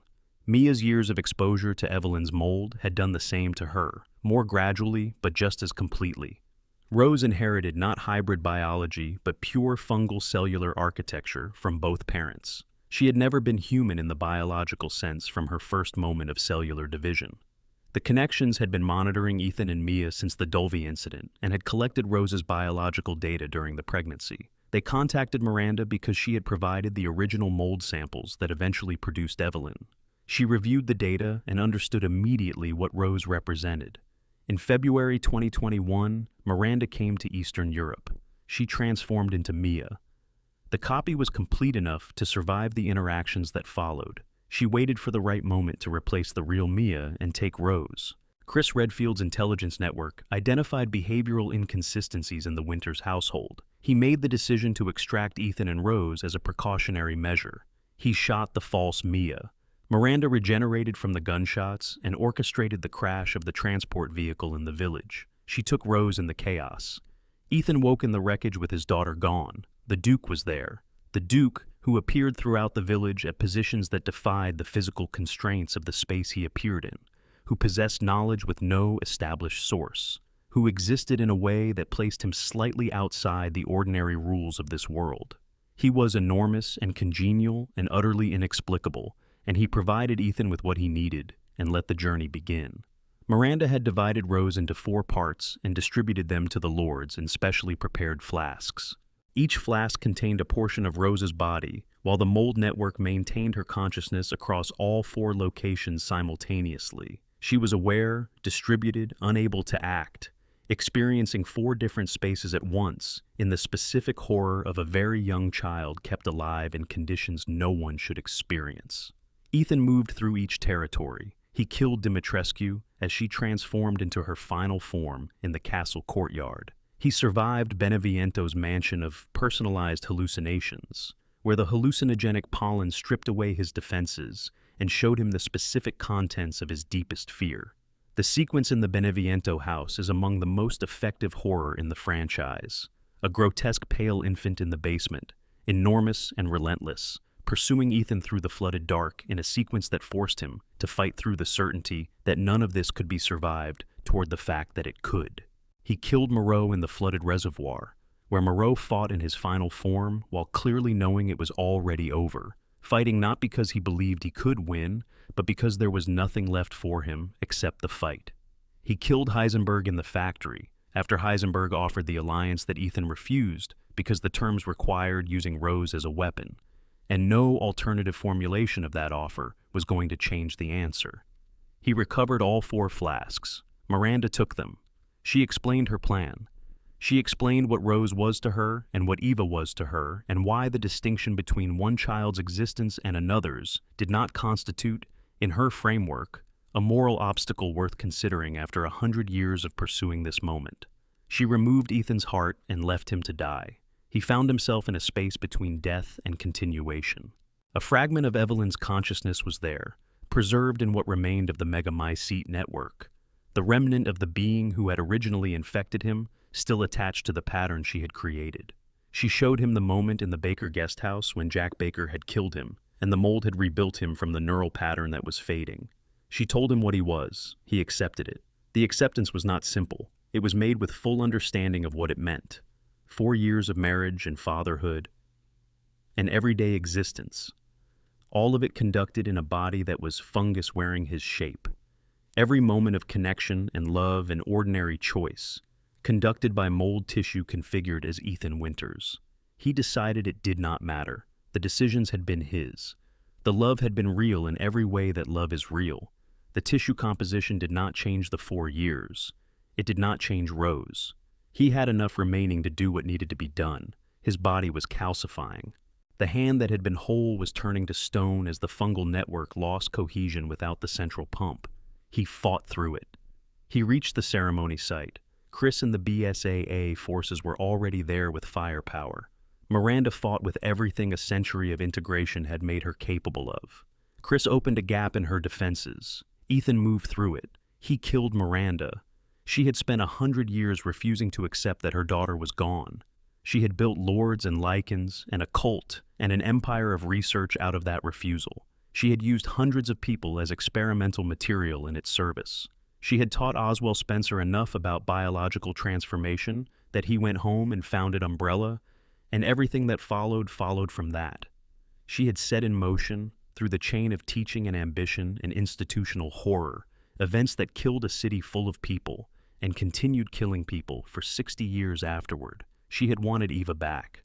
That is the simplest truth at the center of all of it. She died on the ceremony ground without having achieved it. Ethan took the detonation trigger for the BSAA bomb that would destroy the Megamycete and everything connected to it. He gave Rose to Chris. He pushed them toward the aircraft. His right hand was stone. The calcification was moving toward his center. He stayed. The explosion was enormous. The Megamycete, with all its archive of thousands of years of accumulated consciousness, all those lives and memories and fragments of identity preserved in fungal tissue, was destroyed. The village was consumed. The last cellular network that had constituted Ethan Winters was obliterated in the same moment. He had been dead since 2017. He chose, with full understanding, the manner and the moment of his final death. He chose it in service of the daughter, who was the whole reason he had kept making decisions for 4 years. 16 years later, a teenage Rose entered a fragment of the surviving Megamycete that the BSAA had preserved for research. She fought through the echoes of Miranda's influence and the weight of abilities she had inherited and never asked for and could not fully control. And in the fungal archive of that fragment, she found her father. Not a memory, not an impression. Ethan. Aware. Present. Whether he can be recovered is a question the story has not answered. Whether recovering him would require doing to someone else's body what Miranda tried to do to Rose is a question placed alongside the first one, without resolution, in the quiet space where the story's most serious concerns live. Part 11. What this all means. The threads that bind everything from the cave in West Africa, where 3 men found a virus that should have remained undiscovered, to the cave in Eastern Europe where a mother found something in the dark that she should have walked away from. The Resident Evil Saga covers 60 years of story and more than 30 years of real time. It encompasses cities and continents, viruses and parasites, and mold colonies of impossible complexity. Organizations that rose and fell and gave birth to successors that repeated their structural patterns with new names and new personnel and the same fundamental logic. It has characters who span decades, aging and changing and being broken and rebuilt into something that carries the damage without being defined entirely by it. It has characters who appear for a single chapter and are gone, whose brief presence contains enough to make the loss of them felt long after. What connects all of it, beneath the biological horror and the corporate villainy and the government conspiracies, is something about how institutions process grief and ambition and desire and convert them into things that damage people at scale. Spencer wanted to be the architect of human destiny. He had the resources and the intelligence and the complete absence of the kind of empathy that might have redirected those things towards something less catastrophic. Everything he built became a catastrophe factory because the controls he thought he had were revealed one by one to be illusions. His co-founders died or were killed. His researchers pursued their own agendas.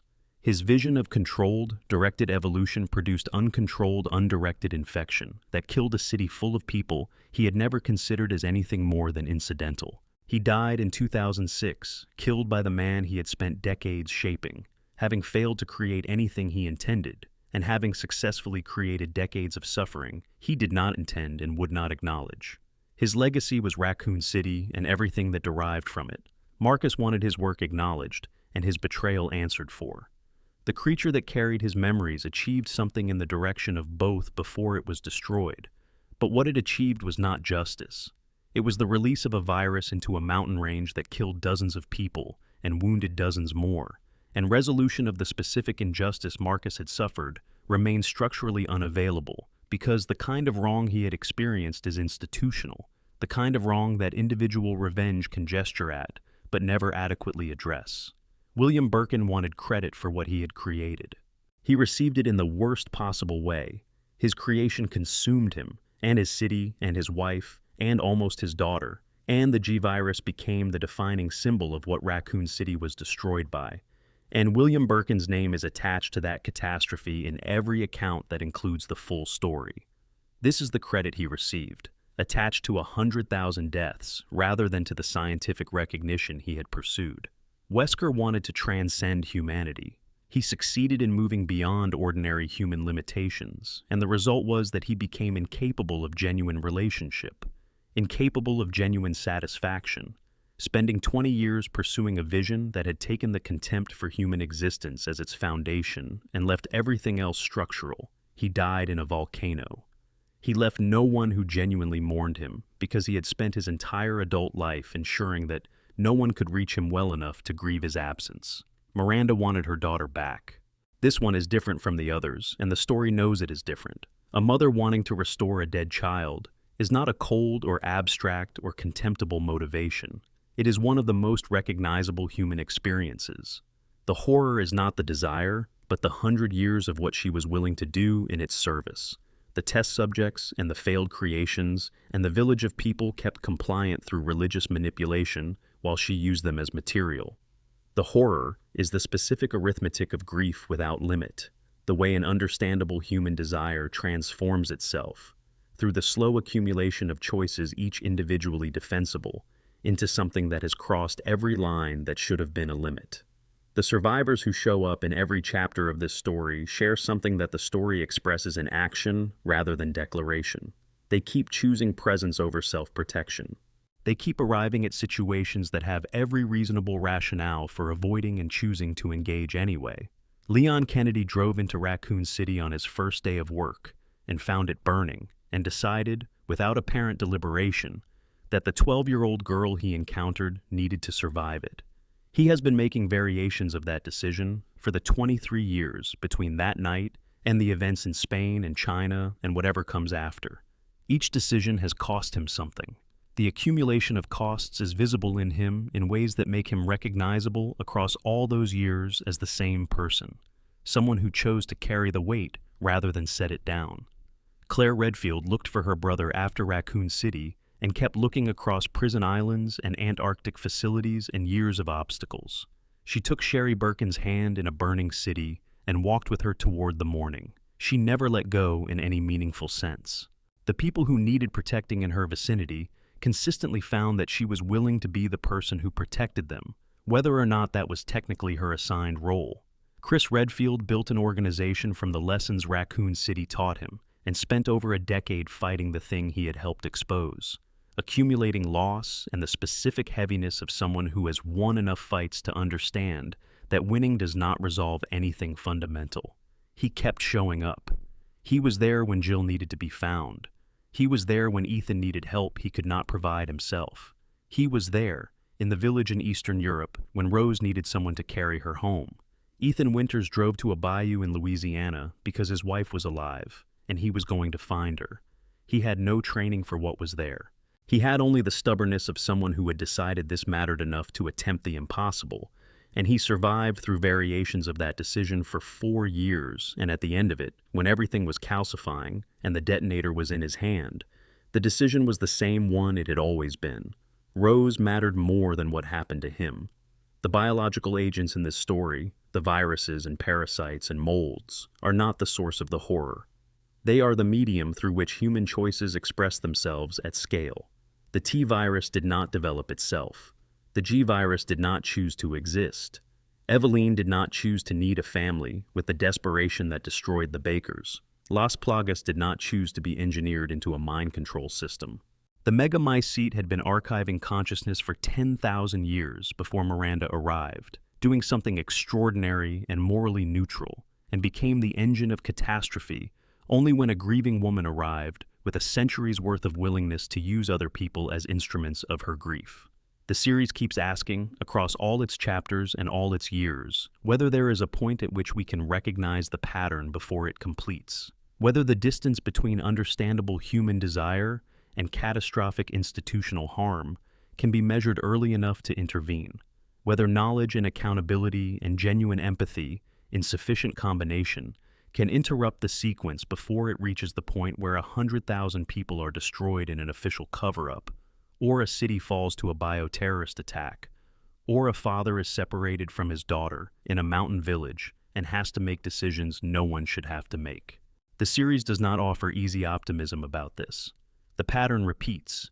Each organization that rises in Umbrella's wake recapitulates the same structure: compelling initial purpose, compromised ethical constraints, victims who become data points, cascading consequences that exceed any intention to control them.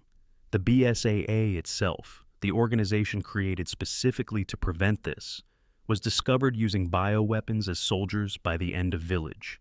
The same progression, the same drift from stated purpose. And yet the series also keeps showing up, in each chapter, in the form of individuals who decide that this is not how it has to go for them. That the machinery they are standing inside does not have to grind everyone it touches. That the cost of choosing to act with genuine humanity rather than institutional logic is sometimes a very specific kind of freedom in the middle of circumstances that deny it everywhere else. Ethan Winters was mold-shaped like a man. He died twice and saved his daughter both times. He chose the manner of his second death himself, in service of the person who was the whole reason he had kept making decisions at all. That choice, made by fungal tissue configured in the shape of a 38-year-old systems engineer in a burning village in Eastern Europe, is the series' most complete statement of what it has been building toward across 60 years of story.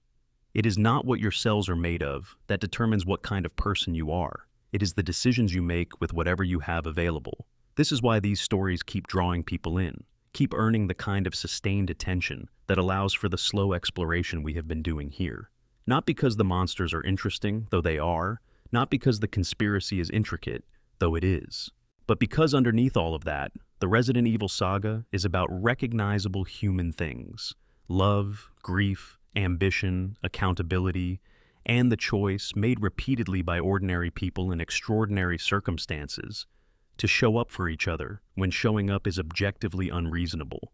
From the Spencer Mansion, to Raccoon City, to Rockford Island, to a village in Spain, to the African savannah, to the Chinese coast, to a bayou in Louisiana, to a burning village in Eastern Europe, that choice keeps appearing. It keeps being enough.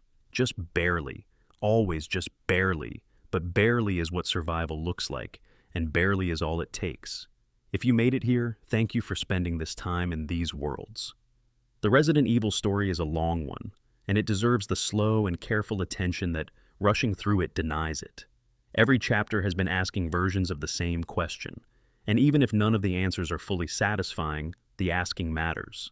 The questions the series sits with, about identity and consciousness and what we owe to the people around us and how institutions transform individual grief into mass harm, those questions do not resolve cleanly in fiction because they do not resolve cleanly in life.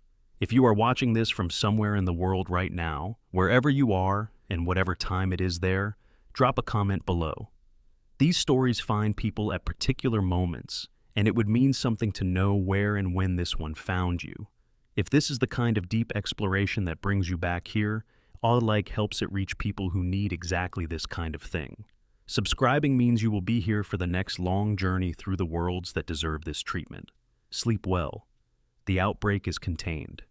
The village has been quiet for years now. For now. End of script. Expanded lore. Umbrella's internal culture and the price of ambition. There is something worth spending more time on. Something the main narrative moves past in service of momentum, but that rewards slowing down. The internal culture of Umbrella Corporation, and what it did to the people who worked inside it. Umbrella did not recruit adults. Not primarily, not at the levels that mattered. Spencer's talent scouts moved through academic programs and gifted children's initiatives, identifying specific combinations of intellectual ability and personal circumstance that made young people suitable for the executive training program. They were looking for minds that could do the work. They were also, though this was never stated in the recruitment materials, looking for psychological profiles that made long-term loyalty manageable. William Birkin was 12 years old when Umbrella's scouts identified him. Wesker was approximately the same age.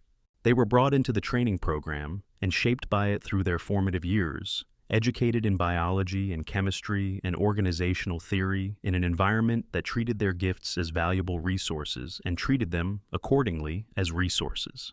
The program was thorough and the education was genuinely excellent, and the thing it produced was a group of scientists who had been raised to believe that their value was entirely a function of what they could produce, that they existed in an instrumental relationship with the organization that had shaped them, and that the ethical constraints that governed ordinary research were, in the context of Umbrella's mission, negotiable. This is how institutions perpetuate themselves, not through explicit instruction in villainy, but through the slow, thorough construction of a worldview in which certain things do not register as the problems they actually are. The researchers at the Spencer Mansion Laboratory did not think of Lisa Trevor as a person being tortured in an underground facility for 3 decades. They thought of her as a research subject with unusual properties, and the clinical language they used to describe her case was not hypocrisy. It was how they genuinely experienced what they were doing. The training program had removed the cognitive friction that would otherwise make certain things feel like what they are. Birkin's relationship to his G-virus research illustrates this perfectly. He spent over a decade developing a virus capable of triggering continuous mutagenic transformation in living hosts, refining its properties through experiments on test subjects whose consent was not requested and whose welfare was not a consideration in the experimental design. The research produced genuinely remarkable results.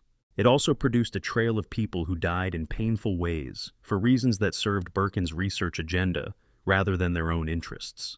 Birkin, in his private writings, expressed frustration with experimental failures and satisfaction at breakthroughs. He expressed almost nothing about the human cost, because the training that had shaped him had not built the architecture for that particular form of accounting. What Umbrella's internal culture could not fully suppress was individual ambition, which turned out to be its most reliable source of internal conflict and eventual instability. You cannot build an institution entirely out of people whose fundamental drive is the desire to be the one who changes everything, and then expect those people to remain subordinate to the institution's interests indefinitely. Marcus and Spencer were always going to reach a point where their visions were incompatible. Birkin was always going to reach a point where he was not willing to hand over the work of his life to people he did not fully trust. Wesker was always going to reach a point where Umbrella was more constraint than resource.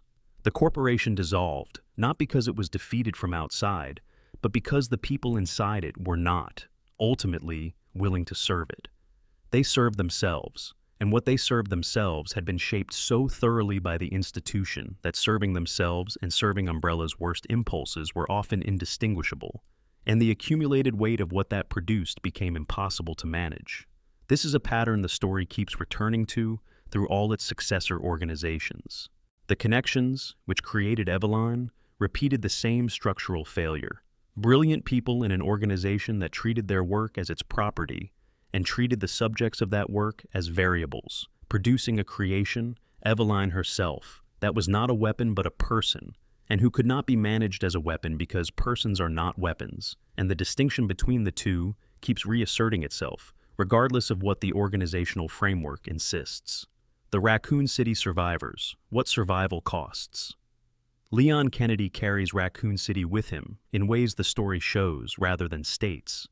The man who drives into the city in 1998 as a nervous but optimistic rookie officer, and the man who arrives in rural Spain in 2004 as a government agent, are separated by 6 years and one specific night, and everything that distinguishes them is located in that night. Raccoon City taught Leon something that formal training cannot teach: the specific quality of presence that comes from having been inside a situation where survival was genuinely uncertain, and where the only available response to that uncertainty was to keep moving and keep making decisions and accept that the decisions might be wrong and move forward anyway. This is a different kind of competence from what training programs develop.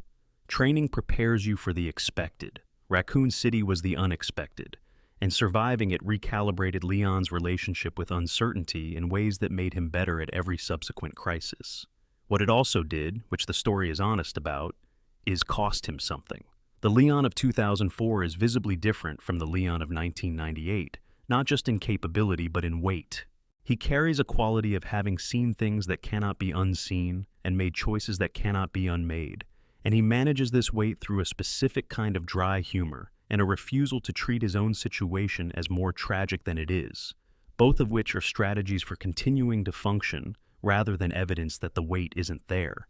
Claire Redfield's experience of Raccoon City was, in certain respects, more isolating than Leon's, because she came into the city alone and faced most of what it contained alone, without the institutional context and the community of purpose that Leon's first day of work framing had provided.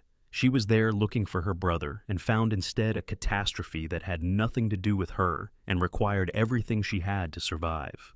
The decision to protect Sherry was the decision that gave her purpose inside the chaos, that organized what was otherwise simply a nightmare of survival into something with a direction and a goal. It was a decision she made immediately and entirely, and the depth of it, the way it transformed a personal survival situation into a responsibility for someone else's survival, is one of the things that makes Claire recognizable across all her appearances. The relationship between Sherry and Claire after Raccoon City was not something the main games explored extensively, but it was real and lasting. Sherry grew up knowing she had survived because Claire had chosen to protect her, and this knowledge shaped who she became: someone who did the same work, who showed up for people who needed protection, who worked for the government in a capacity that allowed her to be present in the kind of crises that had defined her own origin. She became, in a real sense, the continuation of what Claire and Leon had demonstrated in Raccoon City. The decision to protect a 12-year-old girl in a burning city had propagated forward into the adult that girl became. Jill Valentine's post-Raccoon City trajectory was the most extreme departure from the trajectory the night might have suggested. She had gone into Raccoon City as a trained field operative with extensive experience, as capable as anyone in STARS and considerably more so than most.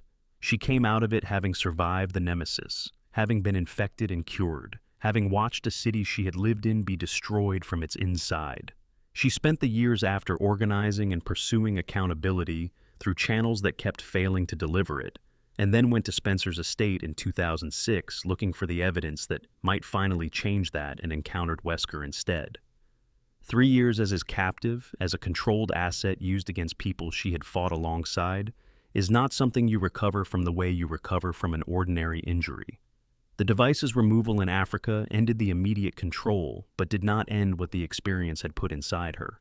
The Jill who came back in Kajuju was herself, and was also carrying 3 years that required a different kind of processing than any of the crises she had trained for. The story handles this with a kind of respect that is not always present in media, dealing with captivity and mind control. It acknowledges that what happened to Jill was genuinely serious. It does not pretend that recovery is simply a matter of removing the device, and it gives her agency in the aftermath rather than simply resolving her situation as a problem that has been solved by someone else's action. The Village and its Secrets, a deeper look at Miranda's world. The village in Resident Evil Village is, on its surface, a hostile environment full of lichens and mold, and the complicated horror of 4 lords ruling their territories with abilities granted by a century of illegal experimentation. Underneath the surface, it is something more specific, a closed system, a community that has been deliberately isolated from the outside world, and shaped by that isolation into a specific form of collective trauma. Miranda has controlled the flow of information into and out of the village for 100 years. The villagers know what she has chosen to let them know, which is the theological framework of the Black God, and the physical evidence of Miranda's abilities and the results of what happens to people who do not comply with her authority. They do not know about Umbrella Corporation, about the T virus, about the progenitor virus, about the scientific context that explains everything they have been told is divine. They have no framework for understanding what is happening around them that does not derive from Miranda's interpretation of events. This creates a specific kind of harm that is distinct from the direct physical harm of the experiments. The villagers have been denied the ability to understand their own situation. They have been prevented from making informed choices about the community they live in. They have been given a mythology that makes their compliance feel like faithfulness and their exploitation feel like participation in something meaningful. The violence done to them is not only the Kadu implantation of those who become test subjects. It is the removal of the informational context that would allow them to recognize the violence for what it is. The Duke is the one deliberate exception to Miranda's information control. The files in the village document him smuggling newspapers and outside media to specific residents, particularly a villager named Louisa who uses the information to quietly undermine the cult's monopoly on understanding. This is a small act. It does not change the fundamental situation, but it is the act of someone who looks at total information control and decides, quietly and without announcement, to create small leaks. The Duke does not explain why he does this. He does not take credit for it. He simply does it because he is someone who cannot quite leave a situation like this without doing something small against it. The lords themselves are worth understanding as people rather than simply as obstacles. Alcina Dimitrescu, before the Kadu and before Miranda's experimentation, had been a jazz singer under the stage name Miss D, performing with a band called the P-Boys, building a creative identity around music and performance in a time and place where such an identity was difficult for a woman to maintain. She had been 44 years old when Miranda approached her, aware that her hereditary blood disease was worsening, believing Miranda's offer to be the cure the village's prophet could provide. The Kadu was not a cure. It was a transformation that made the disease the foundation of a new and terrible existence. She spent decades believing this made her exceptional. She spent the entire narrative of Village trying to earn a validation from Miranda that Miranda had never intended to provide. Carl Heisenberg had run a factory and a family operation in the mountains. He had a pragmatic relationship with reality that the mold had not been able to fully corrupt. He saw Miranda clearly and hated what he saw and was building something to address it. He tried to recruit Ethan into the rebellion. His pitch was strategically sound. Miranda was using Ethan. Miranda would discard the lords when she no longer needed them. The only rational response was to act before that moment arrived. His failure was in the terms. He wanted to use Rose as a weapon, and Ethan's response to that framing was the same as it would have been to any proposal centered on treating his daughter as an instrument rather than a person. Heisenberg had become a monster over the decades since the Kadu. The soldats he had built were corpses violated and reanimated without consent, subjected to mechanical modification in service of his military ambitions. He was planning a rebellion that, if successful, would have continued the village's pattern of violence in new hands rather than ending it. But he was also, of all the lords, the only one who had not allowed Miranda's mythology to shape his understanding of what was happening. He knew what the Black God actually was. He knew what Miranda actually was. He was fighting with the limited tools available to him from inside a system that had been built to produce his dependence, and the fight itself, however compromised, meant something. Connecting the generations, how each crisis feeds the next. One of the structural achievements of the Resident Evil series is the way it builds genuine causality across its decades of story. Things do not simply happen sequentially. Each crisis creates the conditions for the next one, in ways that become visible only in retrospect. The progenitor virus discovery in West Africa creates Umbrella. Umbrella's creation of the T virus creates the Spencer Mansion incident. The Spencer Mansion incident creates the conditions for Raccoon City because Wesker's survival and the scattered information about Umbrella's capabilities draws both Birkin and the corporate response that triggers the outbreak. Raccoon City creates the international bioterrorism context, the proliferation of Umbrella's research after the corporation's collapse, the Las Plagas incident in Spain. Las Plagas creates the foundation for the G-virus research that produces later Plaga variants. Wesker's acquisition of both sets of research creates the Ouroboros project in Africa. The Africa crisis creates the dispersal of research that eventually reaches the connections and enables Evelyn's creation.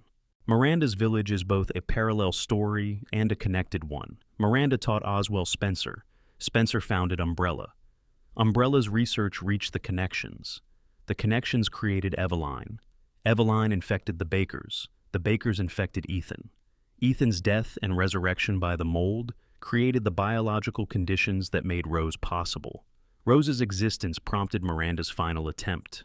Everything comes back to the cave in the mountains, the moment of contact between grief and the oldest biological archive in the world. This connectivity is not accidental. The series has, particularly since Village, become increasingly deliberate about showing how the threads connect across the decades. The umbrella logo, which Spencer adapted from the heraldic symbols of Miranda's 4 founding village families, is a visual representation of the connection. Every time that octagonal emblem has appeared across 30 years of games, it has been advertising a debt to Miranda's village that most people looking at it did not know existed. The implication for the future is legible. Rose Winters carries in her biology the most complete expression of the megamycete's integration with human cellular structure that has ever existed. She has abilities that research organizations would find invaluable. She has a history that makes her a target for anyone who understands what she is. She is, in a very real sense, everything the connections were trying to create when they made Eveline, but naturally occurring rather than engineered, and far more capable because of it. The series has positioned her as the center of whatever comes next, carrying the inheritance of everything that came before her without having chosen any of it. Whether the pattern continues is the question Village leaves hanging. The answer depends not on the biology or the organizations or the viruses, but on the same thing the answer has always depended on: the decisions made by individual people with access to extraordinary capability and the choice of what to do with it. The Duke, what he is and what he does. No figure in the Resident Evil universe rewards attention more generously than the Duke. He appears in Village as a narrative convenience, the merchant archetype that the series has used since Resident Evil 4. The person who appears at impossible locations with exactly what the protagonist needs. But the game spends significant time accumulating details about him that transform this archetype into something considerably stranger and more interesting. He knows things he has no established means of knowing. He knows the complete history of the village, Miranda's background, the nature of the Cadou, the identity of the lords and their specific capabilities. He knows what Ethan is searching for before Ethan tells him. He knows, from the beginning of their interaction, that Ethan is something other than ordinary. He provides guidance that shapes the entire investigation without ever fully explaining the source of his knowledge. He appears at physically impossible locations. Inside Dimitrescu's castle with every entrance locked. At the Beneviento mansion, at Moreau's reservoir, outside Heisenberg's factory. Each location requires significant combat and navigation to reach, and the Duke simply exists there when Ethan arrives, his enormous carriage and extensive inventory already set up, his manner suggesting that waiting for Ethan in impossible places is simply how he spends his time. He has genuine preferences and genuine opinions. He examines the remains of the defeated lords with a quality of aesthetic appreciation that goes far beyond what a simple merchant would express. His comment after Moreau's death about perceiving both the essence of life and the essence of the sea in the remains reflects an understanding of what the Cadous actually did that is both accurate and intimate. His comment about Heisenberg, perceiving both life and machine, suggests direct access to information about the transformation process that no external observer should possess. His connection to the Resident Evil 4 merchant is stated explicitly in dialogue. When Ethan asks what he is, the Duke says even he cannot quite answer that question. Then, in a moment of unguarded reflection, he says something an old friend used to say and delivers the Resident Evil 4 merchant's signature line. This is not simple fan service. This is the game indicating that the Duke has a personal history that includes knowing the mysterious merchant from the previous game, that these figures are connected through something the series has not yet chosen to fully explain. The most likely explanations are various and all disturbing in different ways. The Duke might be a mold construct, a being created by the megamycete to serve some function within its ecosystem, Given independent mobility and awareness to facilitate certain outcomes, his impossible knowledge coming from direct connection to the archive, his impossible ubiquity coming from the Megamycetes underground network, manifesting him wherever the story requires his presence. But this does not explain his apparent independent will, his choices that consistently undermine Miranda's interests, his decision to help Ethan rather than serve the Megamycetes' continuation. He might be something related to whatever the Resident Evil 4 merchant was, a recurring entity that exists across different bioweapon scenarios, present wherever viral outbreaks create isolated communities, serving as a constant that connects different chapters of the broader story. The merchant from Resident Evil 4 appeared at impossible locations, survived being shot by Genados without consequence, had knowledge of Los Iluminados and Las Plagas that he should not have possessed. The game treated him as a gameplay mechanic. Village's explicit reference to him as a person the Duke knew personally suggests he was always more than a mechanic. Perhaps both figures are failed experiments, bioweapons or biological constructs that achieved consciousness but rejected their programming, entities created in the various viral research programs who gained independence before their creators could complete the process of control. They wander through the universe's various crises, selling weapons to survivors, trying to understand what they are, their impossible knowledge and impossible mobility, evidence of the biological processes that made them, without fully explaining what those processes intended them to be. Miranda's research notes, recovered in the village, refer to the Duke as an old friend, a relationship rather than an employee or a subject or a resource. This suggests they have known each other for decades, possibly since the early years of her experiments, before she fully understood what the Megamycete was or what it could produce.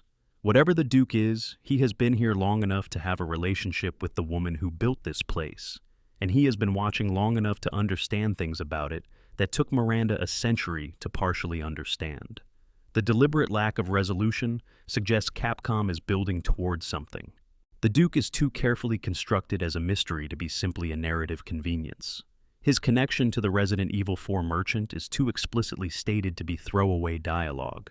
His admission that he does not know his own nature is too specific a form of not knowing to be accidental. Whatever the Duke is, the series intends to eventually tell us, and the telling will probably reframe a great deal of what came before. Until then, he remains the most mysterious element in a saga full of mysteries. An impossible merchant who exists outside the rules, who knows things he should not know, who helps people who need helping, for reasons he never fully explains, who has been present in this village since before its current darkness and will presumably be present after it is gone. Final reflections: what these stories are actually about.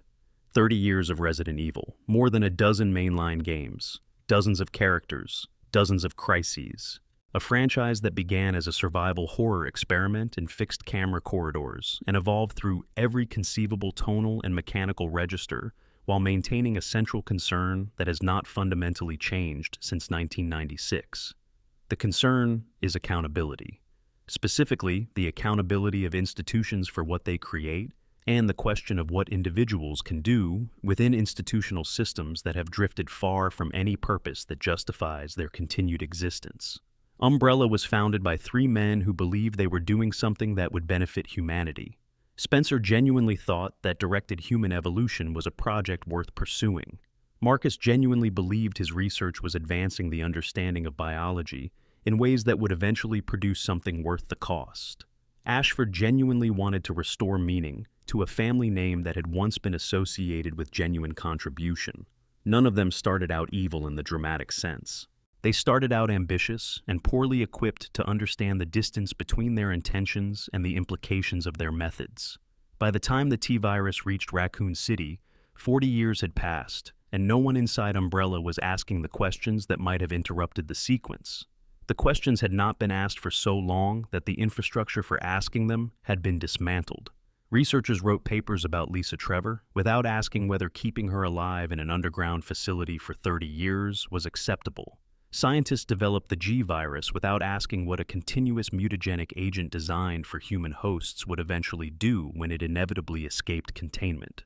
Executives managed the cover-up after the Spencer Mansion incident without asking what it meant to suppress evidence of crimes that had killed multiple people. Each individual decision made sense within its immediate context. The accumulated effect was catastrophic. This is what institutional horror looks like from the inside. Not a dramatic choice between good and evil, but a series of individually defensible positions that collectively produce something monstrous. The characters who persist across the saga and keep fighting the consequences of these institutional failures are not doing so because they are superhuman or because they are immune to the damage. They are doing it because they have made, somewhere along the line, a decision about what kind of people they want to be when the circumstances that reveal those things arrive. Leon Kennedy made that decision in Raccoon City on September 29, 1998. Chris Redfield made it in the Spencer mansion in July of that year. Claire made it when she took Sherry's hand. Jill made it every day she continued to investigate Umbrella after STARS was dissolved, rather than accepting that the institutional channels were closed. Ethan Winters made it in a bayou in Louisiana when he drove toward a place he had been explicitly told not to go, and made it again every hour in the Baker estate while surviving things that should have been unsurvivable, and made it finally in a burning village in Eastern Europe when he gave his daughter to someone who could carry her and stayed behind with the detonator. The decision, across all these variations, is the same. These people matter. This situation requires action. I am going to do what is required, even though what is required is going to cost me something I cannot fully estimate in advance. This is not heroism in the mythological sense. It is something more human and more interesting than that. The repeated, conscious, costly decision to be present for other people in circumstances that provide every rational justification for absence. The decision that defines what kind of person you are. The Resident Evil Saga is a horror series about monsters and viruses and bioterrorism and corporate crimes. It is also, underneath all of that, a story about what it costs to keep showing up and what keeps making it worth the cost. The answer is always the same. It is the people. It is always the people. The viruses as characters. Understanding what each pathogen represents. One of the genuinely unusual things about the Resident Evil franchise is that its various biological agents are not interchangeable. Each virus introduced across the series carries its own thematic weight, its own implications for what it means about the people who created it and the world it enters. Taking time to understand them individually rather than collectively, as simply bioweapons, illuminates something important about what the series has been doing across its decades. The T-virus is the franchise's foundational horror, and it is horror of the most democratic kind. It does not discriminate. It spreads through water and through bite, through the air and through the food chain. And what it does to the people it reaches is not transformation in any meaningful sense. It destroys what made them people and leaves the biological machine running. The T-virus is the horror of meaninglessness, the horror of a force that reduces everything to its lowest common biological denominator and keeps it moving. Raccoon City is the T-virus's most complete expression, a city full of people who had lives and plans and relationships and futures, reduced to vectors for a pathogen that does not know what it has destroyed and would not care if it did. The G-virus is something different and more personal. It does not simply destroy. It transforms, continuously and relentlessly, in ways that are driven by the host's own biology responding to stress and damage. The G-virus is the horror of losing yourself, not all at once but in stages, each stage more extreme than the last, each mutation removing more of what you were while leaving something that still pursues the drives that were most fundamental. William Birkin's pursuit of Sherry through the sewers and the laboratory, his body going through 5 transformations, each one making him less recognizable as her father, while the drive to find her remained, is the G-virus expressing what it is, the horror of love stripped of every quality that makes love itself. Las Plagas is the horror of control, and specifically of the kind of control that does not feel like control from the inside.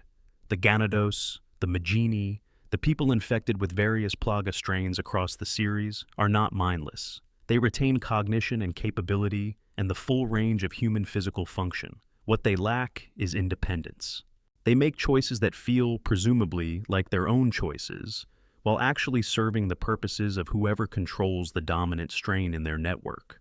Las Plagas is a meditation on the question of whether choice that has been compromised at the source is still meaningfully choice, And the answer the series provides through the infected populations is that it is not. The thing that makes human agency human is its origination in the self, and Las Plagas removes that origin without removing the appearance of agency. The megamycete and its mold occupy a completely different category from all the others. The previous viruses are, at their core, weapons, things that damage or destroy or control, things that serve destructive purposes whether or not destruction was the original intent. The megamycete is not a weapon. It has been doing what it does for thousands of years without any human intention directing it, archiving the consciousness of everything that dies within reach of its network, without malice and without agenda, simply because that is what this organism does. The horror of the megamycete is not what it is what gets done with what it is.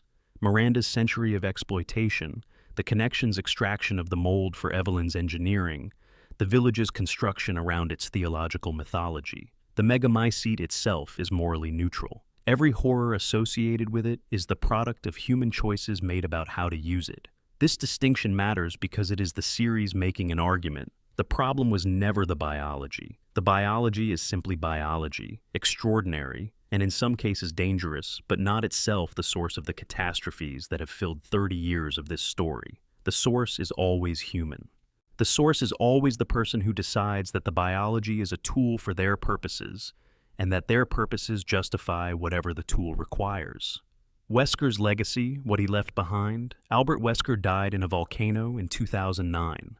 His body was destroyed beyond any possibility of the recovery that his progenitor variant might otherwise have eventually managed.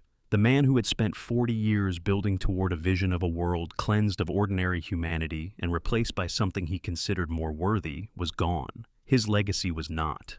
The research he had conducted, the research he had acquired from Ada Wong and from the bodies of test subjects and from the corporations he had infiltrated and exploited, all of it existed in various dispersed forms across the global bioterrorism network. His organizational influence had shaped the BSAA itself, through the research he had provided to its founders and through the contacts he had built in international security communities.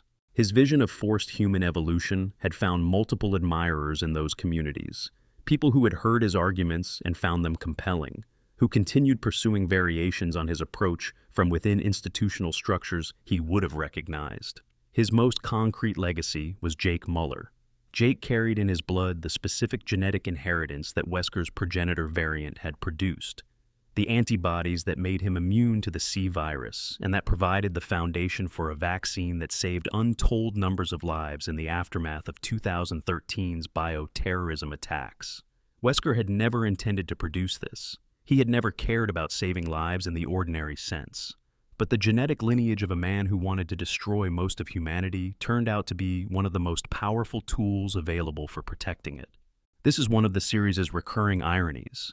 The plans of the people who build these catastrophes keep producing consequences they did not intend, and those consequences keep including things that work against the plans. Birkin's G-virus research produced Sherry Birkin's immunity to G-virus derivatives, which made her eventually useful in fighting the C virus. Wesker's genetic material produced Jake's antibodies.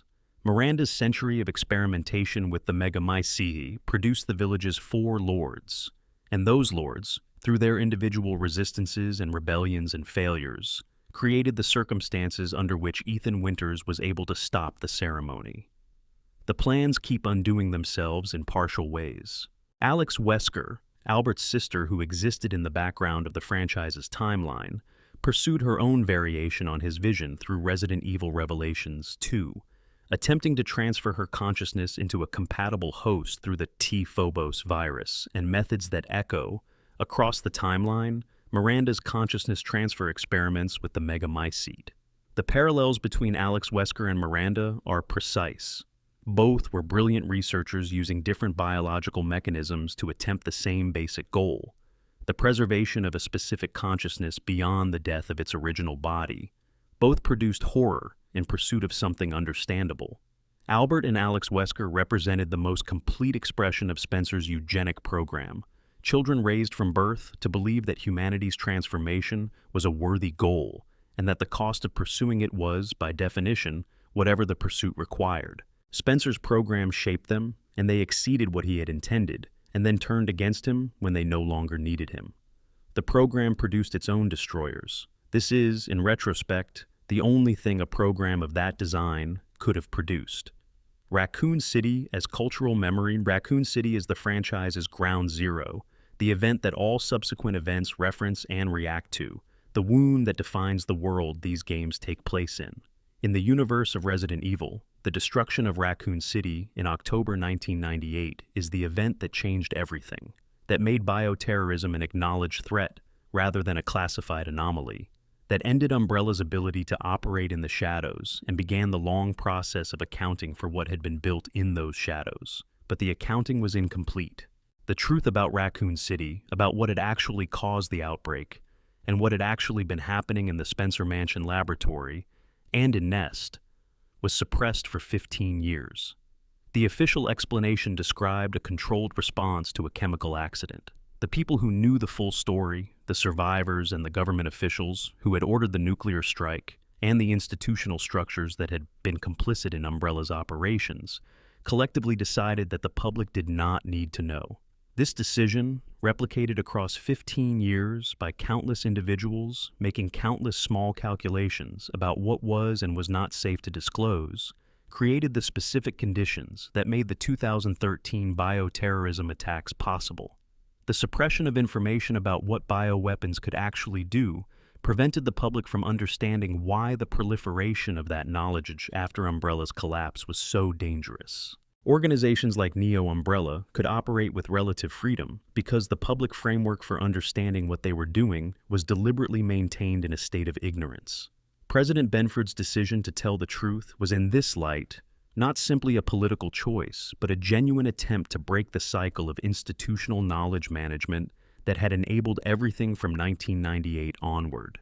He believed that an informed public could respond to the bioterrorism threat in ways that an uninformed public could not. He was killed for this belief before he could act on it, and what followed was the demonstration of exactly why he had been right. A city full of people who had no context for understanding what was happening to them, because the context had been kept from them. The survivors of Raccoon City carried the city's memory across those 15 years in specific and costly ways. Leon carried it in his professional identity, the reason for everything he became after that night. Claire carried it in her ongoing search for accountability, her advocacy for the truth that the official channels kept refusing to provide. Jill carried it in her continued investigation that eventually led her to Spencer and to Wesker and to 3 years of captivity. The city defined them not because trauma defines people, but because they refused to let the city remain unresolved, and the refusal of that resolution required them to keep engaging with the consequences of what had happened there. This is part of what makes Raccoon City the franchise's emotional center, even in games set decades later and focused on entirely different characters and threats. It is the demonstration of the cost of institutional failure at scale, the case study that every subsequent crisis references. When the Tall Oaks attack happens in 2013, when the C virus spreads through Lanxiang, these events carry extra weight because they are happening in a world where we know what happens when a contained outbreak becomes an uncontained one. We watched it happen to 100,000 people in 1998. The subsequent crises gained their urgency from what Raccoon City established was possible. On Horror and Hope, why these stories keep finding audiences. The Resident Evil franchise has been releasing games since 1996 and finding audiences for all of them. Through every mechanical evolution and tonal shift and stylistic experiment the series has undergone. It began as fixed-camera survival horror with tank controls and ink ribbons for save files, evolved through action horror hybrids and over-the-shoulder shooters and first-person psychological horror and third-person atmospheric horror, and has managed throughout these changes to retain a core audience while consistently attracting new ones. The reason for this longevity is worth examining. Not all horror franchises sustain this kind of attention across 3 decades. Many that began in the same era have faded, or been rebooted into unrecognizability, or simply exhausted the specific quality that made them compelling initially. Resident Evil keeps going because it keeps being about something that remains relevant, regardless of the specific biological agent, or specific setting, or specific characters involved. It is about what happens when the people who control powerful things are not accountable for what they do with them. This is a theme that does not become dated. If anything, it becomes more resonant over time, as the actual world accumulates its own examples of institutional knowledge management and delayed accountability, and the specific horror of discovering, years after the fact, what was actually happening in places that looked legitimate from the outside. The franchise is also about something rarer in horror, the possibility of individual action within institutional failure. The institutions in this story fail, consistently and catastrophically. The corporations and the governments and the research programs and the bioterrorism response organizations all produce their own versions of the problem they were supposedly created to address. But individual people within these failures keep making different choices. Leon Kennedy does not disappear into the apparatus that recruits him after Raccoon City. He becomes someone who uses the access the apparatus provides while retaining the capacity to act on his own judgment when the apparatus fails. Chris Redfield builds the BSAA and then keeps functioning when the BSAA itself shows signs of the institutional drift he spent his career trying to prevent. The individual heroism in these games is not triumphalist. It does not suggest that individual action is sufficient to prevent institutional harm at scale. It does not argue that one person making different choices changes the overall system. What it suggests is more modest and more genuine, that the choices individuals make matter even when they cannot change everything, that the decision to act with integrity in a context of institutional failure is worth making even when it does not produce clean resolution, that the cost of showing up for the people who need it is a cost worth paying even when you cannot fully anticipate what the payment will be. This is why Ethan Winters, who is not special in any of the ways the franchise's other heroes are special, who has no military training and no institutional backing and no context for the world he is thrown into, resonates as deeply as he does. He keeps making the ordinary human choice, the choice to go toward the thing that matters to him rather than away from the thing that is dangerous. And the story follows this ordinary choice into the most extraordinary circumstances imaginable, and shows that the choice retains its meaning throughout. The village burned, the Megamycete was destroyed, Ethan is gone, or is preserved in a fragment of the fungal archive, or both simultaneously in the way of things that the story is not yet ready to resolve. Rose is alive. The pattern continues somewhere, in a laboratory where someone is making the early decisions that will look reasonable in isolation and catastrophic in aggregate, and somewhere, in all the places these stories find people, the characters the franchise has followed for 30 years are still making their decisions about what kind of people they are going to be when the circumstances that reveal those things arrive. The answer, across all of them, is the same answer it has always been. They are going to show up. End of script. Total runtime, approximately 2 to 2.5 hours of narration. The weapons, the world, and the people who watch it all burn. There is a conversation that Ethan Winters never gets to have with the people who were shaped by Raccoon City before him. He never meets Jill Valentine in any documented way. He encounters Chris Redfield only in the moments of operational necessity that the story requires. He and Leon Kennedy exist in the same universe, fighting variations of the same threat, and their paths never cross in the main narrative. The franchise has a way of keeping its survivors separate, giving each generation of protagonists their own version of the horror, rather than allowing the accumulated wisdom of the previous generation to shortcut the experience. This is true to something real about how institutional knowledge fails to prevent institutional harm. Jill and Chris and Leon and Claire all survived Raccoon City. They all know, better than almost anyone alive, what happens when a containment breach becomes an outbreak, becomes a cover-up, becomes a catastrophe. They have spent decades trying to prevent it from happening again. It keeps happening anyway, in new forms with new names behind it, because the knowledge that it can happen and the knowledge of how to prevent it are two different things, and the second is much harder to transmit than the first. The Bioterrorism Security Assessment Alliance was founded specifically to transmit the second kind of knowledge, to create institutional structures that could identify and respond to bioterrorism threats before they reached the Raccoon City scale. It was built by people who had been inside those events and understood what was needed. It had, for years, genuine success, crises contained, outbreaks prevented, biological weapons confiscated before deployment. And then, by the end of Village, the BSAA itself was discovered, using bioweapon-enhanced soldiers. The same progression, the same drift.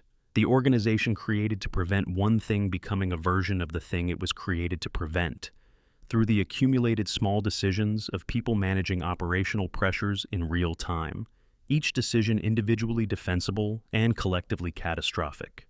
Chris Redfield discovers this. His response is not resignation. It is the specific anger of someone who has spent decades building something and found that it has drifted into something he did not build and does not recognize, and who still believes that what he was building is worth building correctly. He begins investigating. He does not stop. This is the franchise's most honest acknowledgement of the limits of individual action within institutional contexts. You can keep fighting the right fight, you can keep making the right decisions, and the institution around you can still drift in ways that require the fight to begin again from a different angle. The work does not end. The work is not the kind of thing that ends. What makes it worthwhile is not the prospect of completion, but the ongoing commitment to the attempt. The Resident Evil series has been attempting this for 30 years. In every game and every iteration, through every evolution of mechanics and tone and setting, it keeps returning to the same concern because the concern does not go away. The people who would use powerful things without accountability are always present. The institutions that manage those things are always capable of drift. The crises that result from the combination are always devastating. What changes is the specific people who decide to fight back. And those people keep finding each other, keep building what they need to continue, keep making the decision to show up when showing up is the hardest thing available and the most necessary. This is the Resident Evil saga. 60 years of story, 30 years of telling it. One consistent question underneath all of it. What do you do when the systems around you have failed, when the institutions have drifted, when the accountability is absent and the crises are escalating? You show up. You make the decisions that are yours to make. You carry what you can carry and set down what you cannot, and keep moving toward whatever matters enough to keep moving toward. That is all there has ever been. That is, it turns out, enough.